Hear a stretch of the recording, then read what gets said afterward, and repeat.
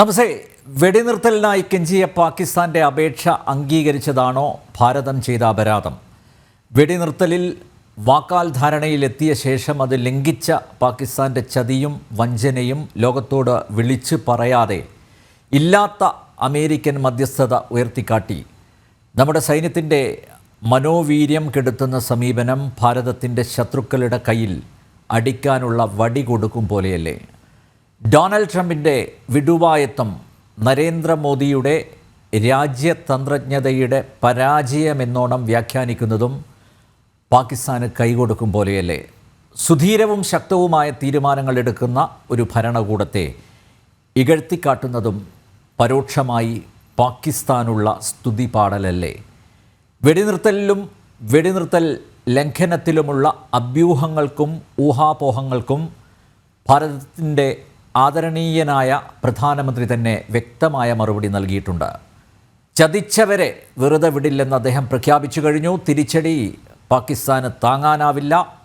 പഹൽഗാം ഭീകരരെ വിട്ടുകിട്ടാതെ പാകിസ്ഥാനുമായി ചർച്ചയില്ലെന്ന പ്രഖ്യാപനം ഒന്ന് മാത്രം മതി വിമർശകരുടെ വായടപ്പിക്കാൻ. ജന ഡിബേറ്റിലേക്ക് എല്ലാവർക്കും സ്വാഗതം. ബ്രിഗേഡിയർ നിഷേ ബാലൻ, നിയമവിദഗ്ധൻ അഡ്വക്കേറ്റ് കെ രാംകുമാർ, സാമൂഹ്യ നിരീക്ഷകരായ വിദ്യാസാഗർ ഗുരുമൂർത്തി, ശ്രീജിത്ത് പണിക്ക, കോൺഗ്രസ് വക്താവ് പ്രൊഫസർ റോണി കെ ബേബി എന്നിവ അതിഥികളാവുന്നു. എല്ലാ അതിഥികളെയും ഈ സംവാദത്തിലേക്ക് സ്വാഗതം ചെയ്യുന്നു. ഒപ്പം ഒരിക്കൽ കൂടി പ്രേക്ഷകരെയും. ബ്രിഗേഡിയർ നിഷേ ബാലൻ, ഈ രാത്രി നിർണായകമാണ്. എന്തൊക്കെയാണ് ഓപ്പറേഷൻ സിന്ദൂരിൽ കഴിഞ്ഞ ദിവസങ്ങളിൽ സംഭവിച്ചത് എന്ന് DGMO കൃത്യമായി വാർത്താസമ്മേളനത്തിൽ വിശദീകരിച്ചിട്ടുണ്ട്. നമ്മുടെ ശത്രു രാജ്യം ഇനിയും ഒരുമ്പെട്ടിറങ്ങുമോ?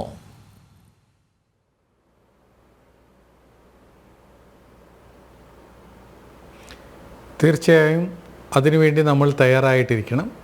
അതാണ് നമ്മുടെ ഇതിഹാസം പഠിപ്പിച്ചിട്ടിരിക്കുന്നത്. ഇതിഹാസത്തിൽ നിന്ന് നമ്മളുടെ ഏടുകൾ എല്ലാം വീണ്ടും വീണ്ടും വായിച്ചാവർത്തിക്കണം. ഇപ്പോഴുള്ള താൽക്കാലികമായിട്ടുള്ള ഒരു വെടിനിർത്തലിനെയോ അല്ലെങ്കിൽ യുദ്ധത്തിൻ്റെ വിരാമത്തെയോ അത് ഒരു പൂർണ്ണമായിട്ടുള്ള ഒരു അന്ത്യമായിട്ട് നമ്മൾ കാണരുത്. നമ്മൾ പ്രധാനമന്ത്രിയുടെ പ്രസ്താവന പൂർണ്ണമായിട്ടും അപഗ്രഥിക്കുമ്പോൾ നമ്മൾക്ക് മനസ്സിലാകുന്നത് ഇത് ഈ പഹൽഗാമിലെയോ അതിന് മുമ്പ് ചെയ്തിട്ടുള്ള എല്ലാ ടെററിസ്റ്റുകളെയും അതിൻ്റെ പിന്നിലുള്ള എല്ലാ സംവിധായകരെയും എവിടെയാണെങ്കിലും നമ്മൾ തേടിപ്പിടിച്ച് വധിക്കും, ഇല്ലാവരാക്കും എന്നാണുള്ള പ്രസ്താവന. അപ്പോൾ അത് നമ്മൾ നോക്കുമ്പോൾ നമ്മൾ ഈ പല തട്ടിലായിട്ടാണ് ഈ ഓപ്പറേഷൻസ് എല്ലാം ചെയ്തത്. അതായത് ഒരു 5 or 6 യുദ്ധവൃത്തിയുടെ പടവുകളുണ്ട്. ആ പടവുകളിൽ കൂടിയാണ് പോയത്. അപ്പോൾ യുദ്ധം മൊത്തമായിട്ട് നമ്മൾ നോക്കുമ്പോൾ ഒരു സാധാരണക്കാരന് ചെറിയൊരു മനസ്സിൽ ഒരു കൺഫ്യൂഷൻ ഉണ്ടാകാനുള്ള ഒരു സാധ്യതയുണ്ട്. അതായത് ആദ്യമേ നമ്മൾ ചെയ്തത് നമ്മളുടെ എയർഫോഴ്സ് വഴിയും നമ്മളുടെ മിസൈലുകൾ വഴിയും അവരുടെ ടെററിസ്റ്റുകളുടെ കേന്ദ്രങ്ങളാണ് തകർത്തത്. ഒരു വ്യത്യാസമേ ഉണ്ടായിരുന്നുള്ളൂ. പണ്ട് ആസാദ് കാശ്മീർ എന്ന് അവർ വിളിക്കുന്ന പാകിസ്ഥാൻ ഒക്കുപ്പൈഡ് കാശ്മീരിലെ ടെററിസ്റ്റ് കേന്ദ്രങ്ങളിലെ നമ്മൾ ആക്ഷനുകളൊക്കെ നടത്താറുണ്ടായിരുന്നു. ഇപ്പോൾ അത് മാറ്റി പഞ്ചാബിൽ കേന്ദ്രീകരിച്ച് മുദ്രിക്കയിലൊക്കെ നമ്മൾ ആക്രമണം നടത്തി അവരുടെ കേന്ദ്രങ്ങൾ തകർത്തു. അതിൻ്റെ തെളിവുകൾ തന്നിട്ടുണ്ട്. ഈ ആക്രമിച്ച് തകർക്കാനായിട്ട് വളരെ എളുപ്പമുള്ള കാര്യമാണ്. പക്ഷേ അതിൻ്റെ തെളിവുകൾ ഹാജരാക്കുന്നത് ഇത്തിരി പ്രയാസമുള്ളതാണ്. എന്നിരുന്നാലും നമ്മളുടെ പരിമിതി അകത്ത് തന്നെ അതെല്ലാം കാണിക്കാൻ പറ്റി. രണ്ടാമത്തെ സ്റ്റേജിൽ അവരുടെ 400-500 ഡ്രോണുകൾ നമ്മളുടെ ദേശത്തേക്ക് കടത്തിവിടാൻ അവർ ശ്രമിച്ചപ്പോൾ എന്തുദ്ദേശത്തിനാണെങ്കിലും അത് നശിപ്പിക്കാനുള്ള സംശയത കാണിച്ചു നമ്മൾ. അത് കഴിഞ്ഞിട്ട് പിന്നെ അതിന് പ്രതിക്രിയയായിട്ട് നമ്മൾ വീണ്ടും ചെന്ന് പാകിസ്ഥാൻ്റെ ചില മിലിറ്ററി ഇൻസ്റ്റലേഷൻസ് നമ്മൾ തകർത്തു. പിന്നീട് അവർ അതിൻ്റെ എതിരായിട്ട് നീങ്ങിയപ്പോൾ വീണ്ടും നമ്മൾ അവരുടെ എയർഫോഴ്സ് ബേസുകൾ തകർത്തു, അവരുടെ റഡാർ കേന്ദ്രങ്ങൾ തകർത്തു. അതും പ്രത്യേകിച്ച് നമ്മൾ ശ്രദ്ധിക്കേണ്ടത് ഇത് ഷക്കർഗഡ് ബൾജ്, അതായത് ഈ വെറുതെ നമ്മളത് ഓരോന്ന് തിരഞ്ഞെടുത്തത്, പസ്രൂരൊക്കെ തിരഞ്ഞെടുത്തത് അവരുടെ പട്ടാള മേധാവി തലവൻ പറഞ്ഞത് ഈ കാശ്മീർ ഒരു ജഗ്ലർ വെയിനാണ്. ആ ജഗ്ലർ വെയിൻ എങ്ങനെയാണ് വരുന്നത്? ആ കഴുത്തിലേക്ക് നീണ്ടു നിൽക്കുന്ന ഒരു ബൾജാണ് ഷക്കർ ബൾജ്. നമ്മൾ ഭൂപടം കാണുമ്പോൾ നമ്മൾക്ക് മനസ്സിലാകും, ഒരു കത്തി പോലെ ഇങ്ങനെ ഇരിക്കുന്ന സ്ഥലം. അവിടെയുള്ള എയർഫോഴ്സ് ബേസുകളും നമ്മൾ തകർത്തു. അവിടെ ഒരു ആസൂത്രിതമായിട്ടുള്ള ഒരു ആക്രമണത്തിൽ കൂടിയാണ് തകർത്തത്. പിന്നെയുള്ളത് ലൈൻ ഓഫ് കൺട്രോളിൽ അവർ ഫയർ ചെയ്തു. ലൈൻ ഓഫ് കൺട്രോളിൽ പട്ടാളത്തിന് അധികം നാശനഷ്ടങ്ങളൊന്നും ഉണ്ടായിട്ടില്ല. മൊത്തം 5 പേരെ വീരമൃത്യു പ്രാപിച്ചു എന്നുള്ളതാണ് ഇപ്പോഴത്തെ പ്രഖ്യാപനം. ഈ മൊത്തം യുദ്ധത്തിൽ അത് വളരെ കുറച്ചുള്ള ഒരു സംഖ്യയാണ്. പട്ടാളക്കാർ മരിക്കാൻ ആഗ്രഹമുള്ളവരല്ല, എന്നാലും മരിക്കാൻ തയ്യാറാണ് ദേശത്തിൻ്റെ സുരക്ഷയ്ക്ക് വേണ്ടി. അവരുടെ എല്ലാ വിധ ഈ ബലികൾക്കും ഞാൻ നമഭാഗം ചെയ്യുന്നു. അവരെ ഞങ്ങൾ എന്നും ഓർക്കും. പക്ഷേ നമ്മൾ അതിൽ കാണേണ്ടത് പ്രത്യേകിച്ചും കാശ്മീരിലുള്ള സിവിലിയൻസിനെ അവർ ടാർഗറ്റ് ചെയ്തു എന്നുള്ളതാണ്. എന്തിനാണ് അവർ അങ്ങനെ ടാർഗറ്റ് ചെയ്ത്? അവരുടെ പ്രതിക്രിയയിൽ കാശ്മീരികൾ പഹൽഗാമിലെ സംഭവം നടന്നു കഴിഞ്ഞ് നമ്മുടെ ഭാരതദേശത്തോട് ഈ മരിച്ചവരോട് ഒരു കോപ്പറേഷൻ കാണിച്ചുകൊണ്ട് അവർ തെരുവിലിറങ്ങി കറുത്ത കൊടിയും കാണിച്ച് ഐക്യം പ്രഖ്യാപിച്ചു. അതിനുവേണ്ടിയാണ് അവർ കാശ്മീരികളായിട്ടുള്ള സിവിലിയൻസിനെ ഒരു ശിക്ഷ എന്നുള്ള തരത്തിൽ അവർ ഈ ഫയറിംഗ് തുടങ്ങിയത്. അതായത് ലൈൻ ഓഫ് കൺട്രോളിൽ അവർ പല സ്ഥലങ്ങളിലും എടുത്തു. എന്തായാലും അത് തിരിച്ച് നമ്മൾ അതിനപ്പുറം ചെയ്തിട്ടുണ്ട്. പാകിസ്ഥാനി സൈന്യത്തിൻ്റെ കൃത്യമായ എത്ര ആളുകൾ മരിച്ചു, എത്ര കേന്ദ്രങ്ങൾ മരിച്ചു എന്നുള്ളത് കുറച്ച് കണക്ക് പട്ടികകൾ പിന്നീട് നിരത്തുകയുണ്ടാകും. പട്ടാളം അത് പുറത്തു വരികയും ചെയ്യും. എന്നിരുന്നാലും ഇത് ഇപ്പോൾ തീർന്നിട്ടില്ല. ഇത് ഒരു അധ്യായം മാത്രമേ ഉള്ളൂ. ഇനിയും ഇതിൻ്റെ ആസൂത്രിതന്മാരെയൊക്കെ കണ്ടുപിടിക്കേണ്ടിയിരിക്കുന്നു. നമ്മളുടെ ഈ യുദ്ധ വർധനവിൻ്റെ ആ തോതിൻ്റെ പടികളെ നമ്മൾക്ക് ഒന്നുകൂടെ ഒരു സാധാരണക്കാരന് മനസ്സിലാകുന്ന ഭാഷയിൽ പറയുകയാണെങ്കിൽ, ആദ്യം നമ്മളുടെ മുറ്റത്ത് വന്ന് അരങ്ങ് കെട്ടി അവർ സംഹാരതാണ്ഡവം ചെയ്തു. നമ്മൾ അവരെ അവിടെ വെച്ച് അടിച്ചു. പിന്നെ രണ്ടാമതേ അവർ ചെയ്യാൻ ശ്രമിച്ചപ്പോൾ നമ്മൾ അരങ്ങിലല്ല അണിയറയിൽ കയറി അടിച്ചു. ഇനി നമ്മൾ ചെയ്തത് ഇപ്രാവശ്യം അവരുടെ വീടുകളിൽ, ഇതിൻ്റെ സൂത്രധാരന്മാരുടെയും സംവിധായകരുടെയും നിർമ്മാതാക്കളുടെയും വീടുകളിൽ കയറി അവരെ തിരഞ്ഞു പിടിച്ച് അവിടെ അടിച്ചു. ഇനിയും ഒരു പടി അല്ലെങ്കിൽ 5 പടി 10 പടി കൂടി അത് കയറാനുള്ള പ്രാപ്തി, ഇച്ഛാശക്തി എല്ലാം ഇന്ത്യൻ പട്ടാളത്തിനും ഇന്ത്യൻ ജനതയ്ക്കുമുണ്ട് അതിലുപരിയായിട്ട്. അതുകൊണ്ട് അതുപോലെയുള്ള കാര്യങ്ങൾ നമ്മൾ എപ്പോഴും ആസൂത്രിതമായി വയ്ക്കും. യുദ്ധം തുടങ്ങുമ്പോഴല്ല അതിനുവേണ്ടിയുള്ള പ്ലാനും സജ്ജീകരണങ്ങളും എല്ലാം ഉണ്ടാകുന്നത്. യുദ്ധമില്ലാത്ത സമയത്ത് തന്നെ അതിനുവേണ്ടിയുള്ള പരിശീലനവും അതിനുവേണ്ടിയുള്ള എല്ലാ തയ്യാറെടുപ്പും നടക്കും. ഇതിൽ എല്ലാത്തിനും ഒരു പല ഫലങ്ങളും പല തുറകളിലും ഫലങ്ങൾ ഉണ്ടാകാറുണ്ട്.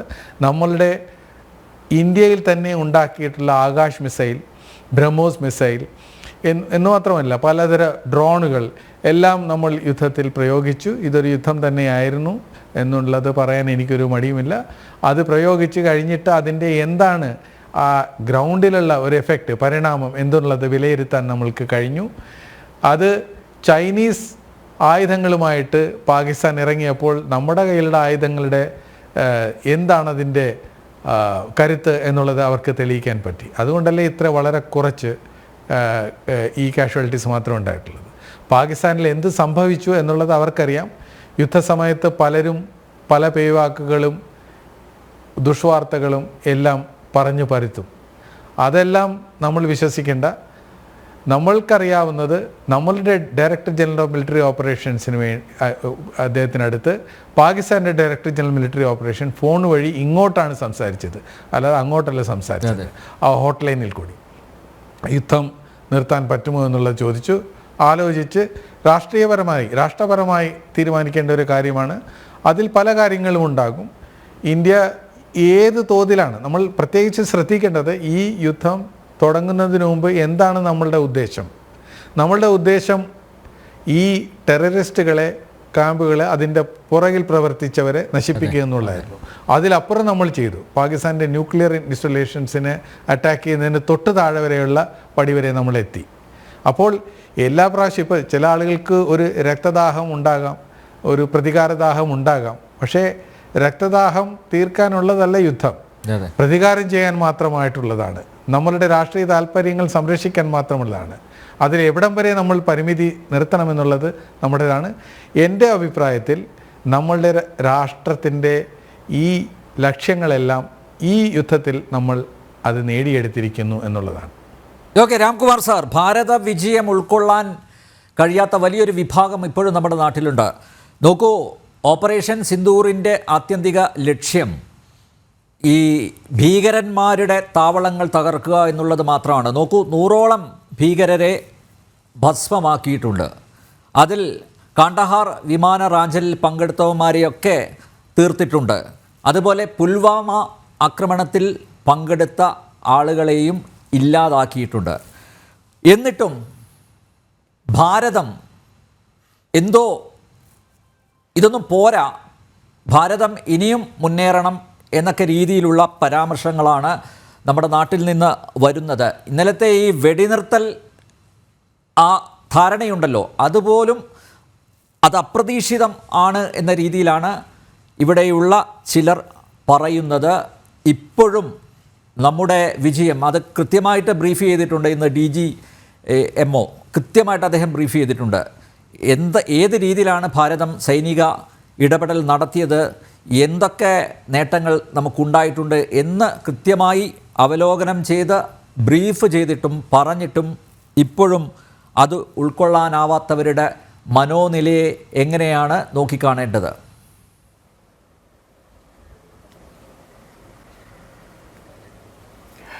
നോക്കൂ, ഇവിടെ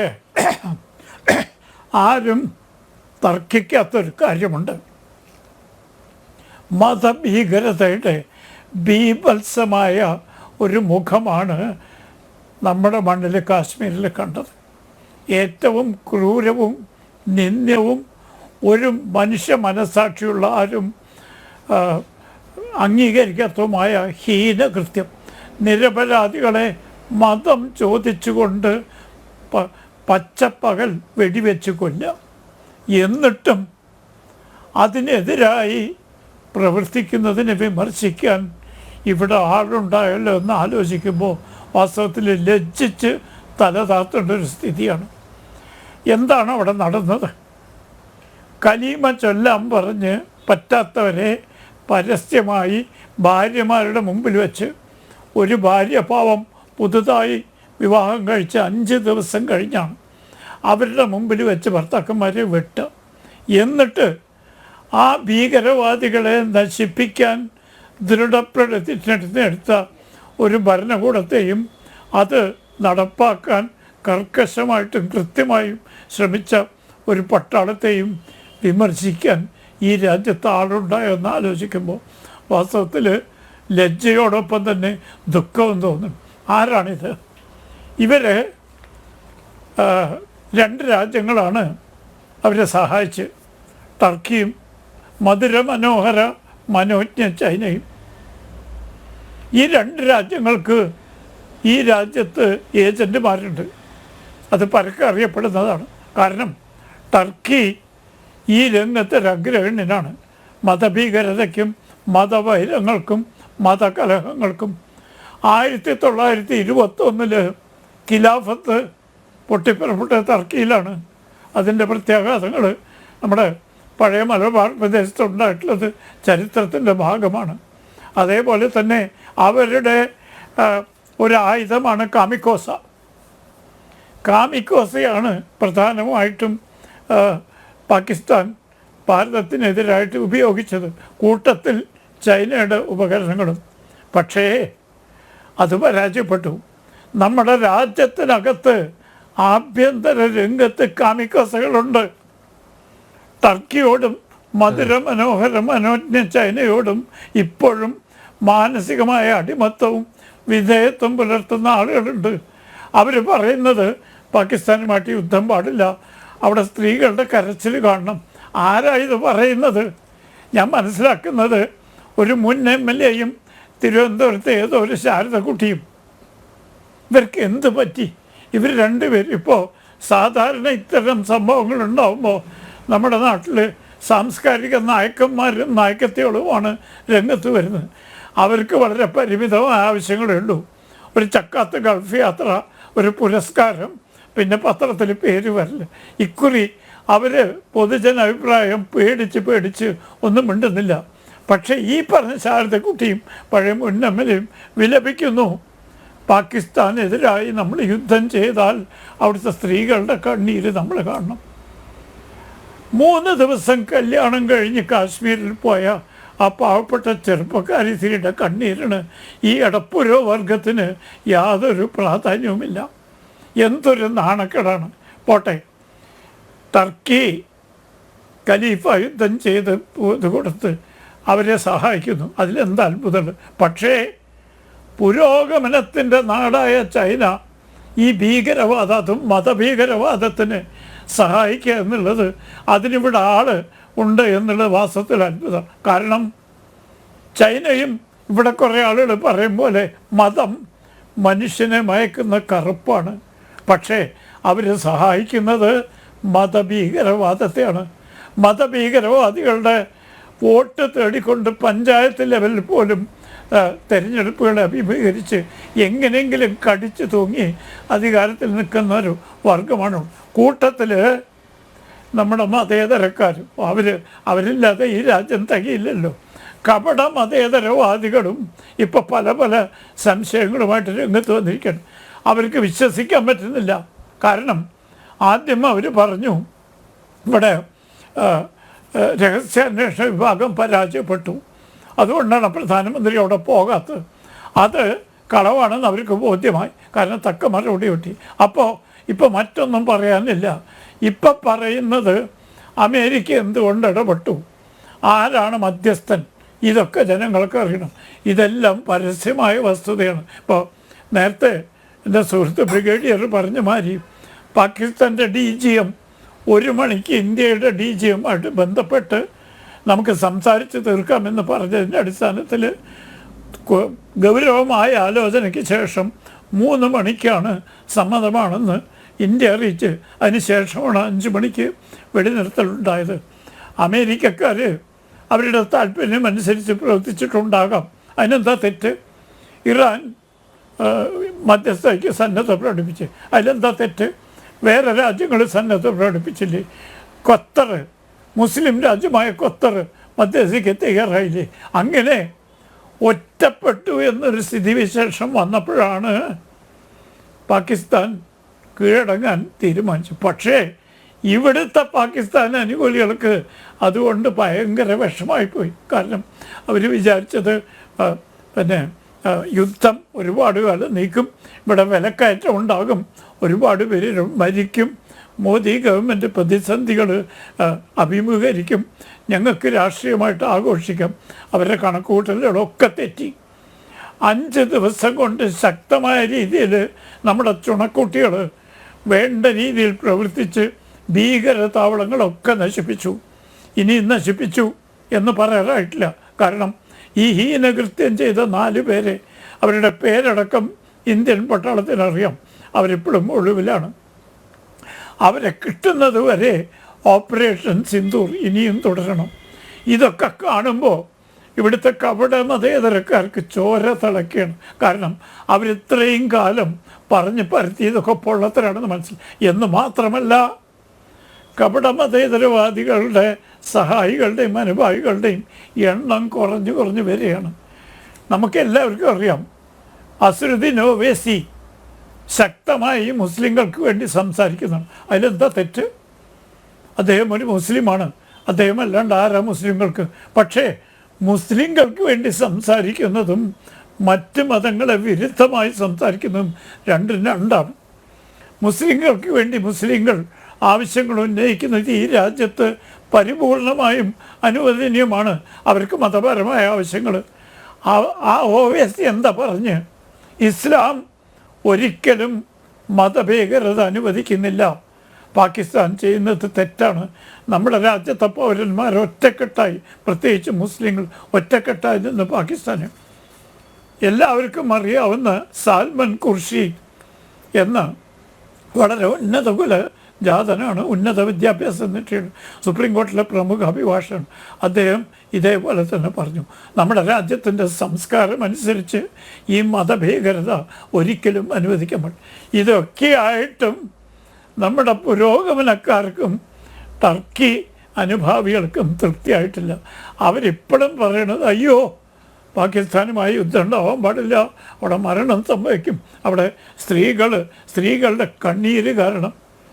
ശാരദക്കുട്ടിക്ക് പാകിസ്ഥാൻ മുസ്ലിം സ്ത്രീകളുടെ കണ്ണീര് കാണുമ്പോൾ പാവപ്പെട്ട 26 ഡയാലിസിസ് ചെയ്താലും മാറൂല പച്ചപ്പകൽ കലീമ ചെല്ലാത്തിന് അവരോട് യാതൊരു അനുഭവം. ഈ കാപട്യം നമ്മളല്ലാതെ ആരാണ് പുറത്തു വരിക? ഈ ഇടപ്പുരവർഗത്തിൻ്റെ തുടർച്ചയായ കാപട്യം കപട മതേതരത്വവും തൊലിയുരിച്ച് കാണിക്കാൻ നമ്മളല്ലാതെ ആരാണ് മുന്നോട്ട് വരിക? അതിൻ്റെ സമയമായിരിക്കണം. കാരണം ഇപ്പോൾ ഭാഗ്യവശാൽ ഞാൻ എല്ലാ കാലത്തും വിശ്വസിക്കുന്നത് നമ്മുടെ രാജ്യത്തിലെ വലിയ വിഭാഗം മുസ്ലിങ്ങൾ രാജ്യസ്നേഹികളാണ്. അവർ തെറ്റിദ്ധരിപ്പിക്കപ്പെട്ടിരിക്കുകയാണ്, അവരെ വഴി തെറ്റിച്ചു വിടുകയാണ്, അവരോട് ഇല്ലാത്ത കാര്യങ്ങൾ ഇപ്പോൾ അവർക്ക് ബോധ്യമായിരിക്കുന്നു തങ്ങൾ വഴി തെറ്റിച്ചിരിക്കുന്നു, ചതിക്കപ്പെട്ടിരിക്കുന്നു. ഞങ്ങളോട് പറഞ്ഞിരുന്ന ഒന്നുമല്ല യാഥാർത്ഥ്യം, ഇപ്പം കണ്ണിന് നേരെ കണ്ടതല്ലേ. 26 പേരെ നഗ്നമായി പട്ടാളക്കാർ വെടിവെച്ചു കൊല്ലുന്നത്. ഇസ്ലാം മതവിശ്വായ ആരെങ്കിലും ഇതിനെ അനുകൂലിക്കുമോ? ഇല്ല. പക്ഷേ കപടമതേതരക്കാരെ അനുകൂലിക്കാൻ ആളുണ്ട്. കഷ്ടം. വാസ്തവത്തിൽ അവരോട് സഹതാപം തോന്നും. ഇവർക്കൊന്നും പൊതുപ്രവർത്തനത്തിൽ തുടർന്ന് ചെയ്യാൻ തന്നെ അനുവാദമില്ല. ഈ രാജ്യത്തിലെ ജനങ്ങൾ സഹിഷ്ണുതയ്ക്കും അതിന് പേര് കേട്ടതാവുകൊണ്ടാണ് പുറത്തിറങ്ങാൻ പറ്റാത്ത രീതിയിൽ ഈ സാംസ്കാരിക നായകന്മാരെയും നായകത്തികളെയും കൈകാര്യം ചെയ്യാതിരിക്കുന്നതെന്ന് അവർ മനസ്സിലാക്കുന്ന ഇത്രയും പേർ. ഏതായാലും മുസ്ലിം ജനസാമാന്യം ഇനി അവരെ വിശ്വസിക്കാൻ പോകുന്നില്ല. അവരുടെ കാപട്യം തെളിഞ്ഞു കഴിഞ്ഞു. അതിൻ്റെ ഉദാഹരണമാണ് ഓവൈസിയുടെ സുശക്തമായ ദൃഢമായ വാക്കുകൾ. ഏതൊരു രാജ്യസ്നേഹിയും അദ്ദേഹത്തിനോട് ആദരവ് തോന്നിപ്പോകും. വിദ്യാസാഗർ ഗുരുമൂർത്തി, പാകിസ്ഥാൻ്റെ ചതിയെക്കുറിച്ച് ആരും പറയുന്നില്ല. അതേസമയം നരേന്ദ്രമോദിയെ കുറ്റപ്പെടുത്താനാണ് എല്ലാവരും ശ്രമിക്കുന്നത്. ഇപ്പോൾ ഒരു പുതിയൊരു വാർത്തയും കൂടെ വന്നിട്ടുണ്ട്, അത് ഞാൻ താങ്കളുടെ ശ്രദ്ധയിൽപ്പെടുത്തുകയാണ്. ഇന്ത്യ കിരാന ഹിൽസിനടുത്തുള്ള പാകിസ്ഥാൻ്റെ ഭൂഗർഭ ആണവ കേന്ദ്രം തകർത്തതായി അമേരിക്കൻ മാധ്യമങ്ങൾ പറയുന്നു. ആണവ വികിരണ ചോർച്ച ഉണ്ടതായിട്ട് സംശയമുണ്ട്. പരിശോധനകൾക്കും മറ്റുമായി US ആണവോർജ്ജ വിഭാഗത്തിലെ വിദഗ്ധർ പാകിസ്ഥാനിൽ എത്തിയിട്ടുണ്ട് എന്ന് പറയുന്നു. കിട്ടേണ്ടതെല്ലാം കിട്ടിയിട്ടുണ്ട്. ഇപ്പോൾ കുനിന്മേൽ കുരു പോലെ ഇതുകൂടി ആയിക്കഴിഞ്ഞാൽ സംഗതി ജോറായി. അത് ഞാനും കണ്ടിരുന്നു. ആ വാർത്ത ഒരു മണിക്കൂർ മുമ്പ് പല സുഹൃത്തുക്കളും ഫേസ്ബുക്കിൽ ഷെയർ ചെയ്തിരുന്നു. അതേപ്പറ്റി ഞാൻ നോക്കിയിരുന്നു. ഇത് എങ്ങനെയാന്ന് വെച്ചാൽ ഈ ഒരു സ്ട്രൈക്ക് നമ്മൾ വിചാരിക്കുന്നതിനേക്കാൾ എത്രയോ മടങ്ങ് ആഘാതം പാകിസ്ഥാൻ ഏൽപ്പിച്ചിട്ടുണ്ടെന്നുള്ള തെളിവാണ്. ഈ ഇന്നലെ ഉച്ചയ്ക്ക് 3:30 മണിക്ക് അവരുടെ DGMO നമ്മുടെ DGMO ആയിട്ട് ഹോട്ട്ലൈൻ സംസാരിക്കുകയും വെടിനിർത്തൽ ഇങ്ങോട്ട് ആവശ്യപ്പെടുകയും ചെയ്തതിന്റെ അർത്ഥം തന്നെ പാകിസ്ഥാൻ എന്ന രാഷ്ട്രം ഒരിക്കലും ചെയ്യാത്ത കാര്യമാണ്. കാരണം അവിടെ മതരാഷ്ട്രമാണ്.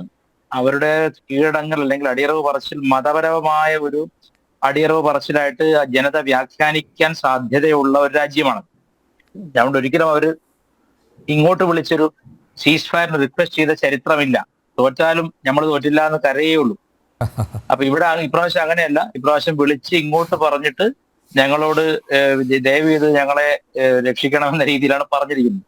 ഇതിൽ വിഷയം നമ്മൾ ഇന്നത്തെ നമ്മുടെ വൈസ് ആഡ്മിറൽ AN പ്രമോദ് പറഞ്ഞൊരു കാര്യം, ഇനി ഒരു തവണ പാകിസ്ഥാൻ ഇത്തരത്തിലുള്ള പ്രകോപനം എന്ന് പറഞ്ഞാൽ പഹൽഗാമിൽ ചെയ്ത തരത്തിലുള്ള ഒരു പ്രകോപനത്തിന് മുതിർന്നാൽ പാകിസ്ഥാൻ അറിയാം നമ്മൾ എന്താണ് ചെയ്യാൻ പോകുന്നത് എന്നാണ് നമ്മുടെ വൈസ് ആഡ്മിറൽ AN പ്രമോദിന്റെ ഒരു സ്റ്റേറ്റ്മെന്റ് ഞാൻ കണ്ടത്. അപ്പൊ ഇതില് മാത്രമല്ല, രാജീവ് ഗായും ഇന്ന് അത് വിശദീകരിച്ചു. കുറച്ച് അല്പം മുമ്പത്തെ ബ്രീഫിംഗിൽ അവർ പറയുകയും ചെയ്തല്ലോ, നമ്മുടെ ഇന്ത്യൻ എയർഫോഴ്സ്, നേവി എല്ലാവരും വളരെ ഒരുമിച്ച് മെയ് ചേർന്ന് മനസ്സൊന്നായി ഐക്യദാർഢ്യത്തോടെ പ്രവർത്തിച്ച ഒരു ഓപ്പറേഷൻ ആയിരുന്നു ഓപ്പറേഷൻ സിന്ദൂർ. ഈ ഓപ്പറേഷൻ സിന്ദൂറിന്റെ വിജയം കേവലം മണിക്കൂറുകൾ കൊണ്ടാണ് സത്യത്തിൽ. അത് നമ്മൾ പറയുന്ന 5 ദിവസത്തെ ഗ്യാപ്പ് സത്യത്തിൽ അതിനില്ല. ഏതാനും മണിക്കൂറുകൾ കൊണ്ട് തന്നെ പാകിസ്ഥാന്റെ മർമ്മപ്രധാനമായ ടെററിസ്റ്റ് ഹൈഡ് ഔട്ട്സ് പോയിട്ട് അറ്റാക്ക് ചെയ്യാൻ പറ്റി. ഇതിൽ നമ്മൾ മനസ്സിലാക്കേണ്ട കാര്യം, ഇവരുടെയൊക്കെ മയ്യത്ത് നിസ്കാരത്തിന് അവിടുത്തെ പ്രധാനപ്പെട്ട മിലിറ്ററിയിലെ ഉദ്യോഗസ്ഥര്, അവിടുത്തെ രാഷ്ട്രീയ പ്രമുഖരൊക്കെ പങ്കെടുക്കുന്നു. അതിന്റെ അർത്ഥം ഇത് ഇത്ര പച്ച വെളിച്ചത്തിൽ മനസ്സിലായിട്ടും അമേരിക്ക പോലുള്ള വലിയ രാഷ്ട്രങ്ങൾക്ക് ഇപ്പോഴും, അല്ലെങ്കിൽ യുണൈറ്റഡ് നേഷൻസിന് ഇപ്പോഴും പാകിസ്ഥാൻ ടെറർ ഔട്ട്ഫിറ്റ്സിനെ അകത്ത് പോറ്റി വളർത്തുന്നു എന്നതിന് തെളിവില്ല എന്ന് പറയുന്ന അർത്ഥം എനിക്ക് മനസ്സിലാവുന്നില്ല. മാത്രമല്ല IMF കൊടുക്കുന്ന 8500 കോടിയോളം രൂപയുടെ ഒരു സഹായം എന്നെ ഭയപ്പെടുത്തുന്ന അതാണ്. ഇപ്പോഴത്തെ സീസ് ഫയർ ഓഫ് കോഴ്സ് ചില ആളുകൾ, ഞാൻ അടക്കമുള്ള ആളുകൾ പരസ്യമായി എഴുതിയിരുന്നു I am not happy with ceasefire എന്ന് പറഞ്ഞു. കാരണം ലേമൻസ് ഒപ്പീനിയൻ ആണ്. I am not a technician, I am not involve in this. ഈ ഒരു പ്രോസസ്സിൽ ഡിപ്ലോമസി നമുക്ക് അറിഞ്ഞുകൂടാ. പക്ഷേ നമ്മളെപ്പോഴും ചിന്തിക്കുക എന്താണ്, നമ്മളുടെ ഭാഗത്ത് നഷ്ടപ്പെട്ടു പോയ പാക് ഓക്യുപ്പൈഡ് കാശ്മീർ പിടിച്ചടക്കണം എന്നൊക്കെയാണ് നമ്മുടെ ഒരു അമിതമായ ആഗ്രഹം.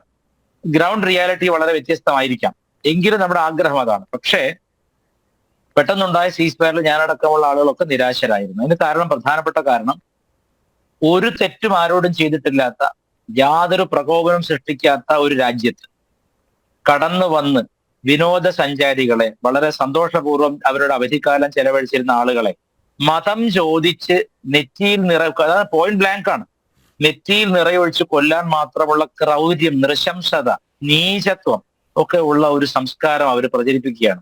അതിനുള്ളൊരു മറുപടി അല്പം വൈകിയാലും നന്നായി കൊടുത്തുകൊണ്ടിരിക്കുമ്പോൾ പെട്ടെന്ന് നിർത്തുമ്പോൾ ഉണ്ടാവുന്ന, അപ്പൊ സച്ചിൻ പെട്ടെന്ന് ബാറ്റ് ചെയ്യുമ്പോൾ മഴ മൂലം കളി അവസാനിച്ചെന്ന് പറയുമ്പോൾ ഉണ്ടാകുന്ന നിരാശയാണ് നമുക്ക് ഉണ്ടായത്. ഇതൊരു സെഞ്ചുറി അടിച്ചിട്ട് തീർക്കാമായിരുന്നു എന്നൊക്കെ നമുക്ക് തോന്നുന്ന ആ ഒരു നിരാശയാണ്. പക്ഷെ നമുക്ക് ഗ്രൗണ്ട് റിയാലിറ്റി അറിയില്ല. ഈ മിലിറ്ററിയിലെ ബ്രീഫിങ്ങിലൂടെ മാത്രമേ നമുക്ക് വിശ്വസിക്കാൻ പറ്റുള്ളൂ. 24 ഏഷ്യാനെറ്റ് ഒക്കെ പറയുന്ന ആ റണ്ണിങ് കമന്ററി നമുക്ക് വിശ്വസിക്കാൻ പറ്റുന്നതല്ല. കാരണം അവർ ആവേശപൂർവ്വമായി ആ റേറ്റിംഗ് കൂട്ടാൻ വേണ്ടി സംസാരിക്കുന്നതാണ്. ഇന്ന് നമ്മുടെ DGMO ലഫ്റ്റനന്റ് ജനറൽ രാജീവ് ഗായി പറഞ്ഞു, those strikes across those 9 terror hubs left more than 100 terrorists killed. 100-ലധികം ഭീകരവാദികളെ കൊന്നൊടുക്കി. Directly നമ്മുടെ DGMO റെസ്പോൺസിബിൾ പൊസിഷനിൽ ഇരിക്കുന്ന ആളാണ്. അദ്ദേഹം പറയുകയാണ് 100 അല്ലെങ്കിൽ 100-ലധികം ടെററിസ്റ്റിനെ, അതായത് സിവിലിയൻസിനെ അല്ല, ഹൈഡൌട്ടിൽ നിന്ന് അവരെ ഒളിത്താവളങ്ങൾ ആക്രമിച്ചിട്ട് 100-ലധികം പേരെ കൊന്നു എന്ന് പറയുമ്പോൾ അത് നൽകുന്ന ഒരു സന്തോഷം, ഉത്കർഷം ചെറുതല്ല. അത് മാത്രവുമല്ല, ഇപ്പൊ നേരത്തെ നമ്മുടെ രാംകുമാർ സാർ പറഞ്ഞല്ലോ, ഇതിനകത്തിരുന്നുകൊണ്ട് ഈ വായ്ത്താൾ അടിക്കുന്ന ആളുകളെ സത്യം പറഞ്ഞാൽ പോപ്പുലേഷൻ റീലൊക്കേഷൻ ആലോചിക്കാവുന്നതാണ് ഇന്ത്യക്ക്. സ്വരാജ്, ശാരദക്കുട്ടി തുടങ്ങിയവരെ പഹൽഗാം പോലത്തെ സ്ഥലങ്ങളിലേക്ക് റീലൊക്കേറ്റ് ചെയ്യാം. വളരെ മനോഹരമായ പ്രകൃതി ആസ്വദിച്ച് കവിത എഴുതാം, കഥകൾ എഴുതാം. അവിടെയുള്ള തദ്ദേശീയരെ, ഇപ്പൊ സിവിലിയൻസ് നമ്മൾ പറയുന്ന അക്രമം അനുഭവിക്കുന്ന ആളുകളെ കേരളത്തിലേക്ക് കൊണ്ടുവരണ്ട, കാരണം ഇവിടെ ഒരുപാട് സഖ്യകക്ഷികൾ അപ്പൊ ചേരും.